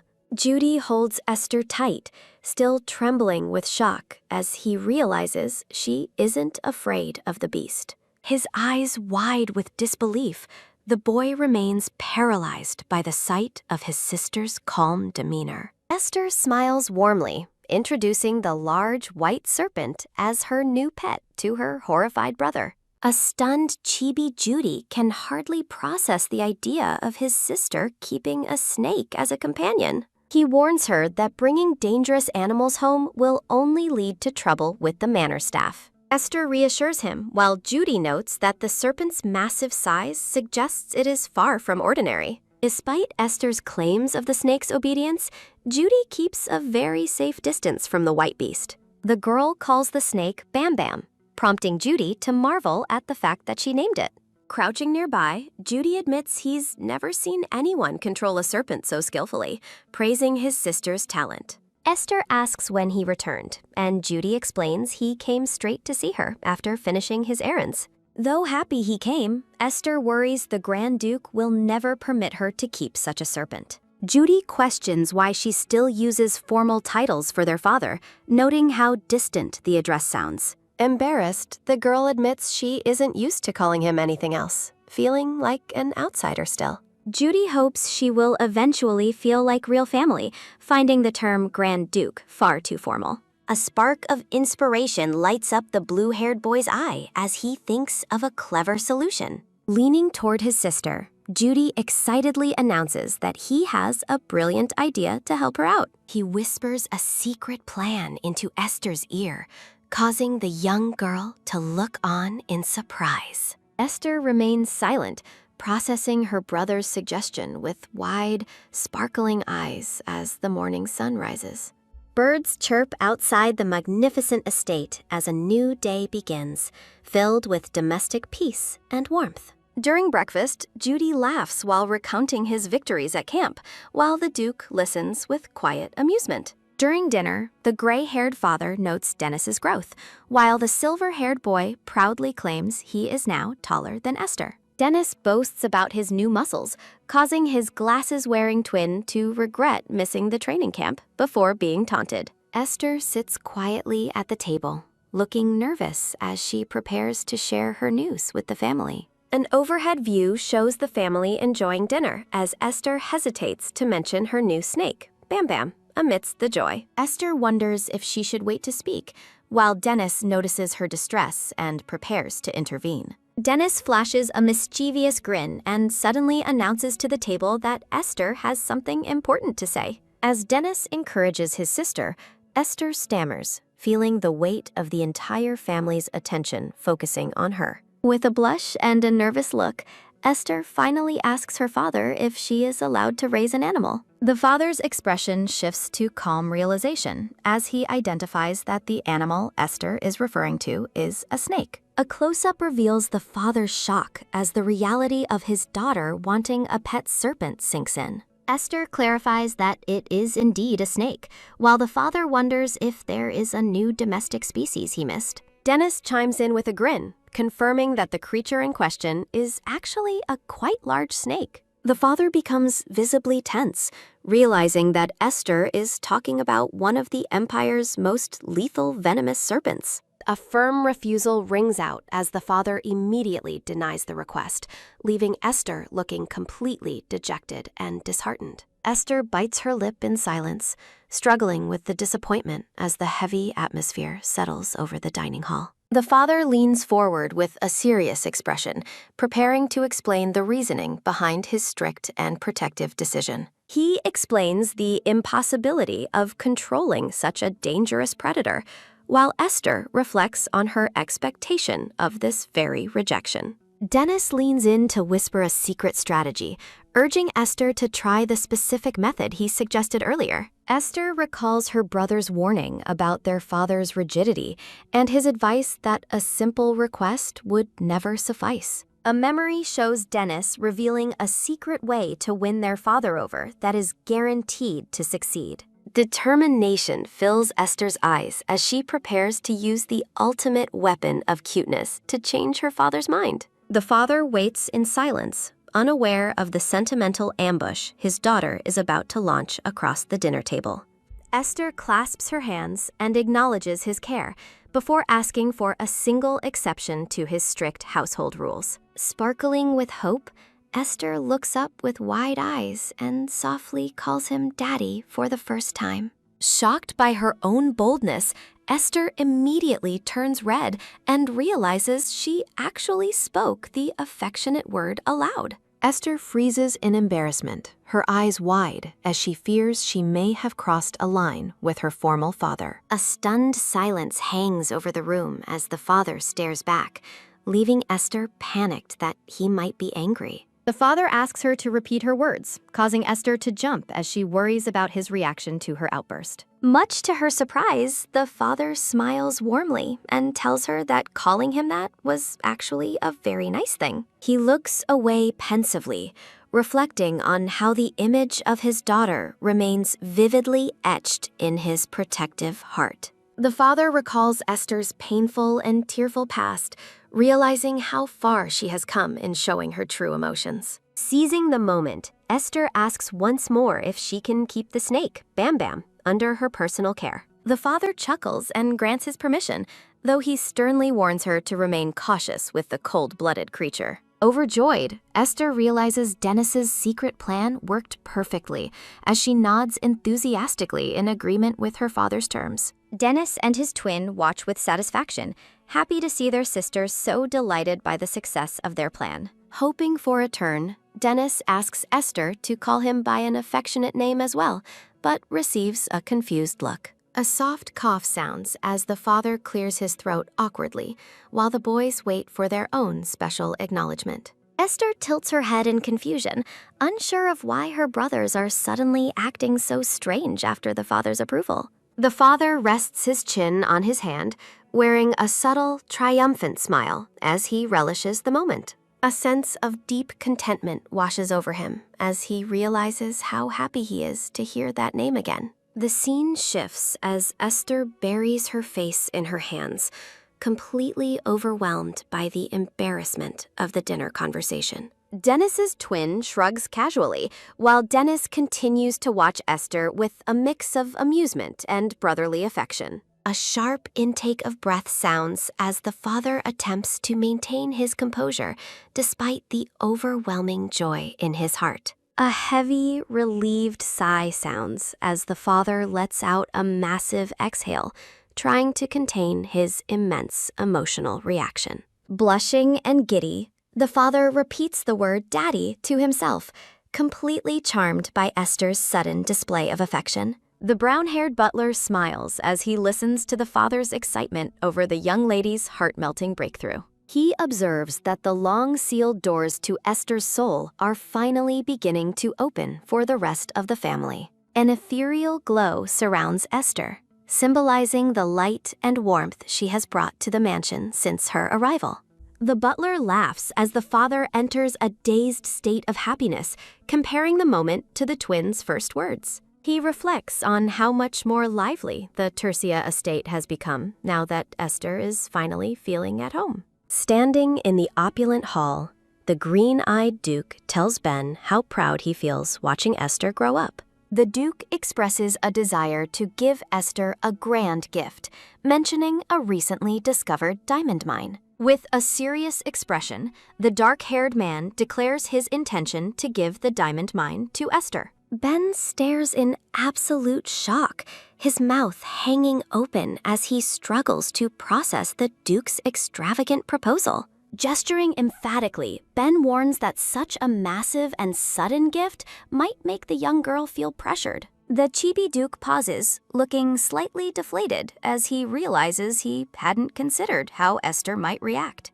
Ben smiles at the Duke's growing doting nature, while the Duke argues Esther must learn to spend money. Looking through the manor's arched windows, the Duke orders Ben to bring the mine's documents to his office. A beautiful, sunny morning dawns over the Tercia estate as birds chirp cheerfully among the lush, manicured gardens. Sitting on a garden bench, Esther thinks about her upcoming homework and her responsibility to care for Bam Bam. Sudden voices calling out to her interrupt Esther's quiet reflection, causing her to look up in mild confusion.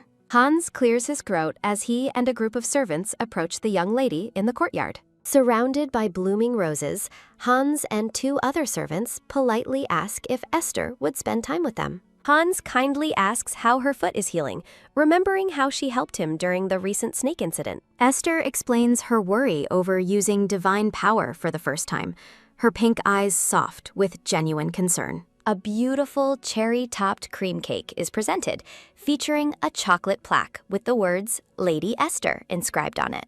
Esther's eyes widen in complete surprise as she gazes at the thoughtful and delicious gift from the manor staff. Kneeling before her, Hans offers the cake while apologizing for not properly thanking her for saving his life. Hans admits he would have died without her intervention, his expression full of deep gratitude and sincere respect. Looking at Esther with admiration, Hans thanks her once more for her bravery and for saving him from danger. Touched by their words, Esther realizes she is no longer despised, feeling overwhelmed by the servants' heartfelt praise. Esther begins to cry, causing a panic among the servants who worry she might dislike the cream cake. The servants watch in relief as a happy chewing sound fills the air, signaling Esther has started eating. A bright, joyful smile breaks across Esther's face as she cries tears of happiness, moved by their kindness. Her pink eyes sparkle with unshed tears,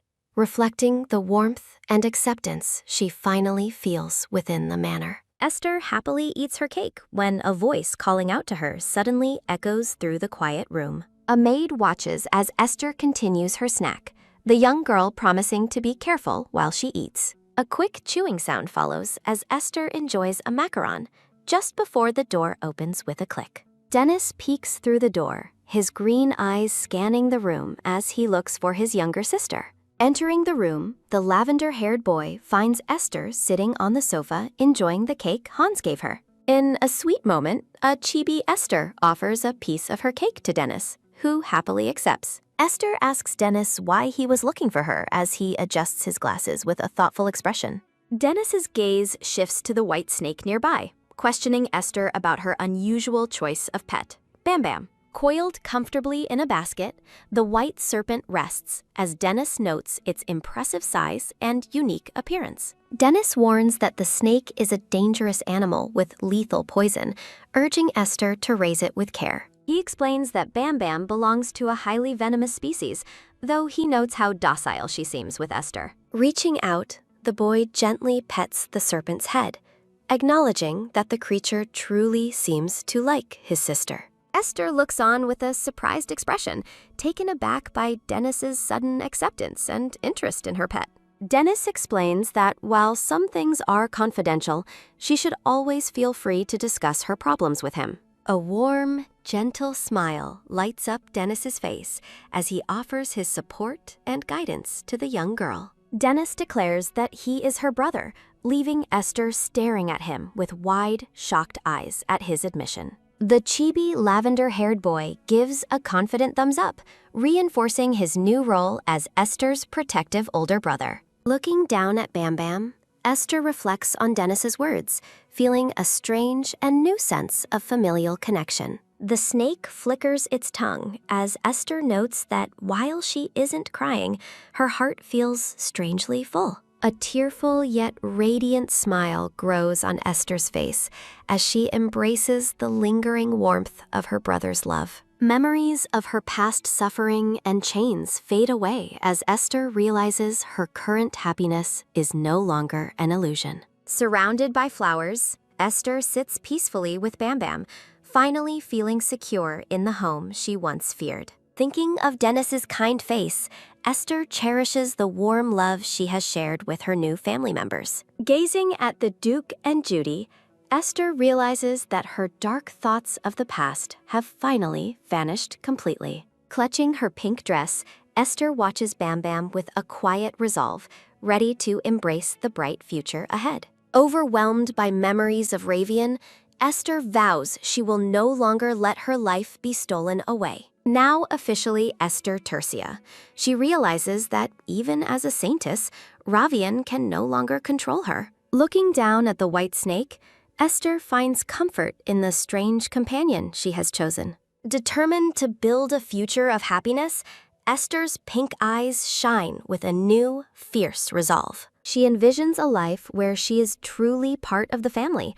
alongside the Duke, Dennis, and Judy. Holding Bam Bam close, Esther contemplates her survival and a possible path toward revenge against her past tormentor. A powerful vow echoes as Esther declares she will never die at Ravian's hands again. The setting sun casts a golden glow over the magnificent temple as arrived a crucial meeting begins. Within the hallowed halls, priests gather in hushed conversation, their expressions heavy with hidden concerns. A sudden, sharp tap sounds as a hand slams the table, demanding silence from the whispering clergy. High Priest Chris Fodor calls the special meeting to order, preparing to discuss matters of great importance. The blonde Duke of Brannans makes a grand entrance, greeting the gathered priests with a confident smile. Adopting a humble tone, the Duke portrays himself as a devoted servant while being welcomed by the staff. High Priest Chris Fodor focuses the group's attention on the urgent business regarding the Empire's future. The atmosphere grows heavy as the High Priest reveals the rapidly declining health of the saintess. Priest Lapis reports that all holy magic has failed to heal the saintess, leaving the group in despair. Shock ripples through the room as the priests learn the saintess has only 1 year left to live. To secure the future, the High Priest proposes immediately selecting and training new saintess candidates. Murmurs of agreement fill the chamber as the priests realize they must act quickly to find a successor. The Duke of Brannans watches with interest, knowing the temple's power hangs in a delicate balance. Ravian is formally introduced as a candidate, her striking red eyes and purple hair radiating a chilling confidence. A sudden click startles Esther mid-snack, making her worry about the number of sweets she has eaten. Dennis enters the room, finding his sister enjoying cake on the sofa under the maid's watchful eye. In a heartwarming moment, Chibi Esther shares a bite of her cake with her older brother, Dennis. Dennis's attention shifts to the white snake, asking Esther about her unusual choice of pet, Bam Bam. A warm and flowery transition marks the quiet domestic peace within the walls of the Tertia manor. Curled up in a basket, the white serpent Bam Bam rests peacefully, looking surprisingly small and harmless. Dennis notes the snake's extreme lethality, but observes how incredibly docile it remains in Esther's presence. Reaching out, the lavender-haired boy gently strokes Bam Bam's head, accepting the creature for his sister's sake. Dennis encourages Esther to rely on him, promising to help her with any problems she might face. With a kind and supportive smile, Dennis reaffirms his role as her protective and loving older brother. As Dennis leaves, a confused Esther wonders why everyone in the manor has become so incredibly kind.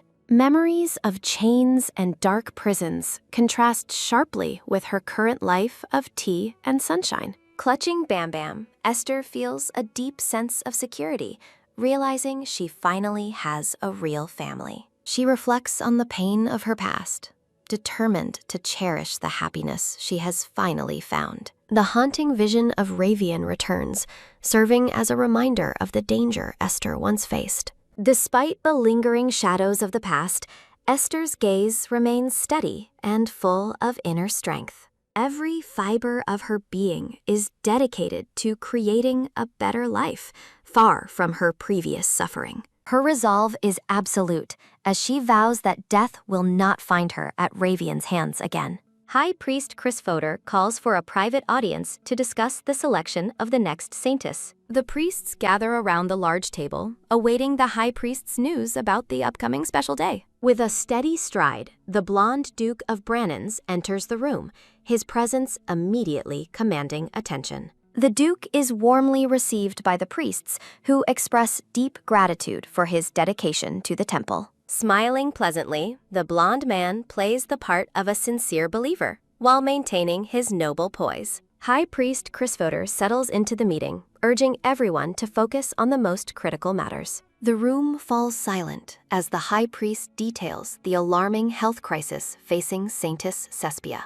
Reports confirm that even the most advanced holy fires have failed to halt the Saintess's terminal illness. Panic begins to set in as the realization dawns that the Saintess only has 1 year remaining. High Priest Chris Fodor silences the crowd, advocating for the immediate education of potential Saintess candidates. While wearing a sun hat, Esther is approached by a man who recognizes her distinctive pink eyes. Esther is taken aback, questioning how the brown-haired man before her already knows her name. The man introduces himself as Palin, the butler and manager of the hut where Noah is resting. Bowing politely, Esther introduces herself before Palin leads her inside the quiet and flower-filled cottage.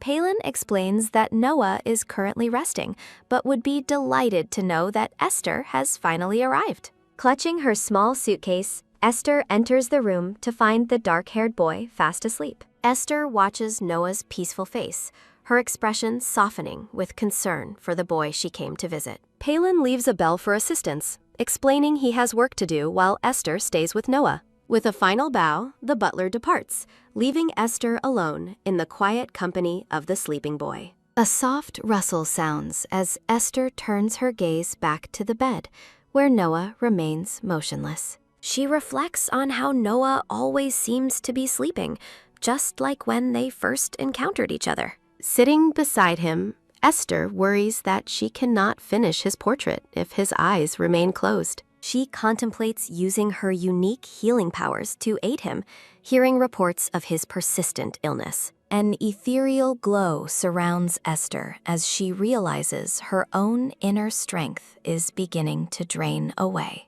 A sudden flicker of movement follows as Noah's eyes slowly flutter open to find Esther watching him. Esther jumps with a startled "ah!" as she realizes the boy has suddenly awakened from his deep slumber. Noah wakes fully, and Esther apologizes for disturbing him while explaining she came to finish his portrait. A warm, charming smile spreads across Noah's face as he looks up at the girl who kept her promise. Noah finds Esther's commitment amusing, while she shyly asks if he is well enough to sit up. He thanks her for being the reason he woke up, admitting it has been several days since then. Esther turns away, asking softly if he is ready to proceed with finishing the last part of his picture. In a cheerful moment, Noah agrees to the task as they prepare to head out into the garden. Looking at Esther with a serious gaze, Noah mentions that he has a special favor to ask. A soft "wow" escapes Esther's lips as she takes in the breathtaking, sun-drenched garden full of roses. Noah explains that this hidden floral paradise is his personal place of relaxation within the estate. Esther stops and calls his name, causing Noah to turn back with a gentle, curious expression. A soft blush colors Esther's cheeks as the atmosphere between them becomes quiet and surprisingly intimate. Noah encourages her to speak comfortably while she asks a serious question about his frequent sleeping. He is delighted by her interest in him, confirming that his deep sleep is a regular occurrence. Noah admits he is terminally ill, forced to spend the majority of his life in a state of slumber. He asks Esther if she is familiar with the legendary and cruel affliction known as the Curse of the Gods. Esther is shocked, recalling how the curse forces living beings to burn through their own life force. Illustrations of animals symbolize the disease that cruelly burns through the vitality of its victims. Esther reflects on reading about this rare illness at the temple,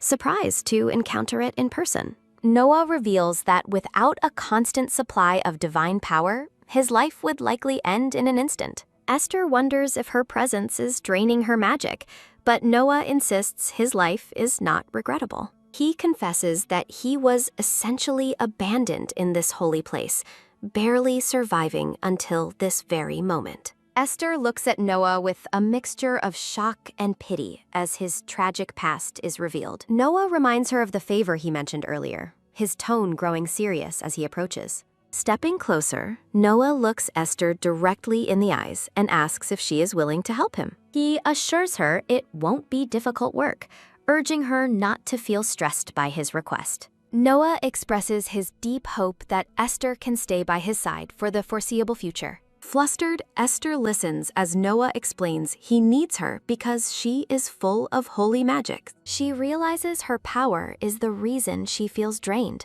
acting as his vital life support. Ethereal flowers surround Noah as Esther recalls he could only survive half a day with regular holy power. She understands the scarcity of holy water, finally grasping why Noah desperately needs her assistance. A shadow falls over Esther's face as she suspiciously wonders if Noah knows she is a saintess. Panic sets in as Esther fears Noah might be taking advantage of her magic for a future betrayal. Noah suddenly leans over Esther, his dark hair falling as he interrupts her panicked internal thoughts. Esther blinks in confusion as Noah dismisses his sudden closeness as simply brushing away some dust. Noah gently takes Esther's hands, telling her to ignore the nonsense and feel free to refuse him. Noah assures Esther he isn't trying to make her uncomfortable, noting she is his only hope.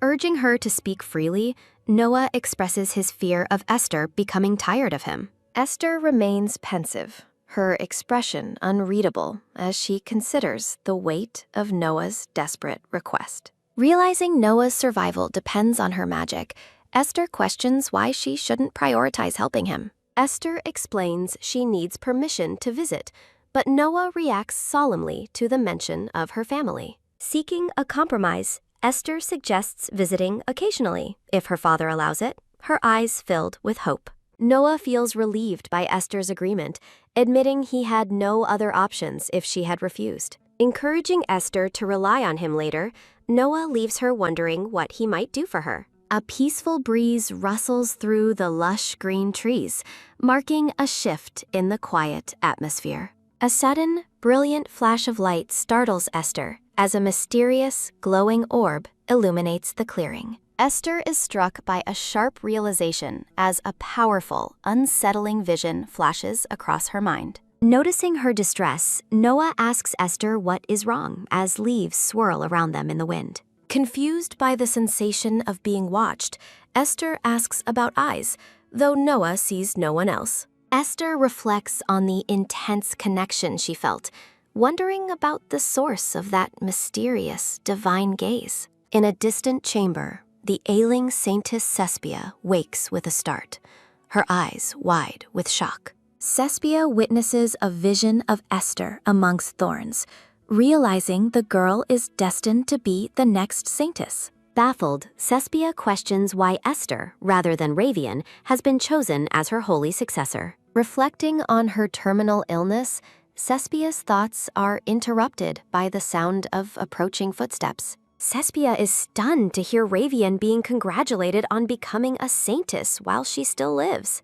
Listening from her bed, Sespia realizes the betrayal as Ravian thanks a priest for his help. A chilling realization hits Sespia as Ravian plans to increase her medicine to quicken her demise. Horrified, Sespia understands that Ravian's supposed cure has been a slow-acting poison all along. Trembling with grief, Sespia drops a framed picture, her heart heavy with the weight of the conspiracy. Heavy footsteps approach the door, and Sespia freezes, desperate to keep her awareness a secret. The door creaks open as Ravian peeks in, checking if the holy lady has finally woken up. Sespia feigns sleep, her mind racing with the dark truth she just uncovered about those she trusted. Determined to thwart their treacherous plan, Sespia resolves to keep her recovery and awareness hidden. The scene shifts back to Esther, seen from behind in her elegant, pale blue ruffled gown. Turning with a curious look, Esther's bright pink eyes reflect her growing confidence and inner strength. The Grand Tercia estate stands magnificent under a clear blue sky, framed by vibrant green foliage. Dorothy the maid is overjoyed as Esther twirls in a stunning new red and gold dress. Dorothy gushes over the Duke's lavish gift, and Esther thanks her while admiring her reflection. Esther wonders where her father intends to take her, especially after preparing such beautiful new clothes. Dorothy holds Esther's hands, expressing her sincere delight at how lovely the young princess looks. Surrounded by blooming roses, Esther hums softly, feeling a sense of peace in her new home. The Duke of Tercia waits patiently amidst the flowers, looking regal and handsome in his dark attire. Spotting her father, Esther rushes down the grand staircase and asks if he has been waiting long. The Duke smiles warmly at his daughter as a servant announces that their carriage is ready. Esther asks about their destination, but the Duke offers only a gentle, mysterious smile in response. Esther looks up with a questioning gaze, eager to discover the surprise her father has planned. The carriage winds through a rugged mountain path until the Duke helps a curious Esther step out. The Duke points toward the towering cliffs, announcing their plan to climb the mountain together. The Duke's protective aura flares as he dismisses his eager escort knights, offering to carry Esther himself. Terrified knights back away from the Duke's intense glare, while Esther watches their interaction in confusion. Esther gently tells her father he needn't carry her, surprising him with her sudden display of independence. Insisting she can walk alone, Esther strikes a determined pose, framed by a cheerful floral background. The Duke looks visibly disappointed at being refused, while the initially triumphant knights feel a sting of rejection. Brushing off the awkward moment, the group begins their trek through the dense mountain foliage. The Duke encourages a tiring Esther, noting they have nearly reached the end of the difficult climb. Wiping away sweat, Esther wonders with mounting curiosity what special sight her father wants to show her. The gray-haired man lifts Esther easily, commenting on her lightness while she reacts with a startled, blushing face. Looking surprised, Esther is carried through the breezy mountain air as her father wears a subtle, satisfied smile. A bustling village set against the mountainside reveals a sprawling excavation site filled with busy workers and wooden structures. A rhythmic clink sounds as miners work the earth, swinging pickaxes to excavate the glowing blue diamonds within. As they overlook the site, Esther asks about the digging, and the father confirms it is a diamond mine. Stunned by the revelation, Esther freezes when her father casually declares that the entire mine now belongs to her. Esther protests that the gift is far too much, but the Duke firmly insists the mine is hers. With a soft expression, the Duke reaffirms her importance to him, warmly stating that she is his daughter. Memories of joining the Grand Tercia family play out, marking Esther's transition into becoming the Duke's only daughter. Esther swallows nervously and resolves to be more confident, despite her lingering anxiety about her new status. Esther wonders if such massive gifts are standard for nobles, feeling that a whole diamond mine is overwhelming. The Duke watches her silently, carefully tailoring his words to ensure Esther doesn't feel burdened by his lavish affection. The escort knights are floored by the Duke's extreme pampering before reporting that the tea party preparations are finished. A celebratory ta-da sounds as the staff presents a garden tea party filled with pastries, fruit, and elegant tea. Esther finds the treats delicious, while the Duke watches her fondly, pleased that she is finally eating well. The Duke presents a small chest, opening it to reveal a collection of large, sparkling diamonds for Esther. A soft click sounds as the Duke closes the jewelry box, finished with his display of affection for now. The closed box rests on the table as Esther looks on, still processing the weight of her father's generosity. The Duke smiles warmly, explaining that he brought her here solely to create more happy memories for her. Touched by his sincerity, Esther stares back with wide eyes, her heart swelling with the warmth of his words. An older man with a gray beard and glasses clasps his hands, questioning if his message is being received.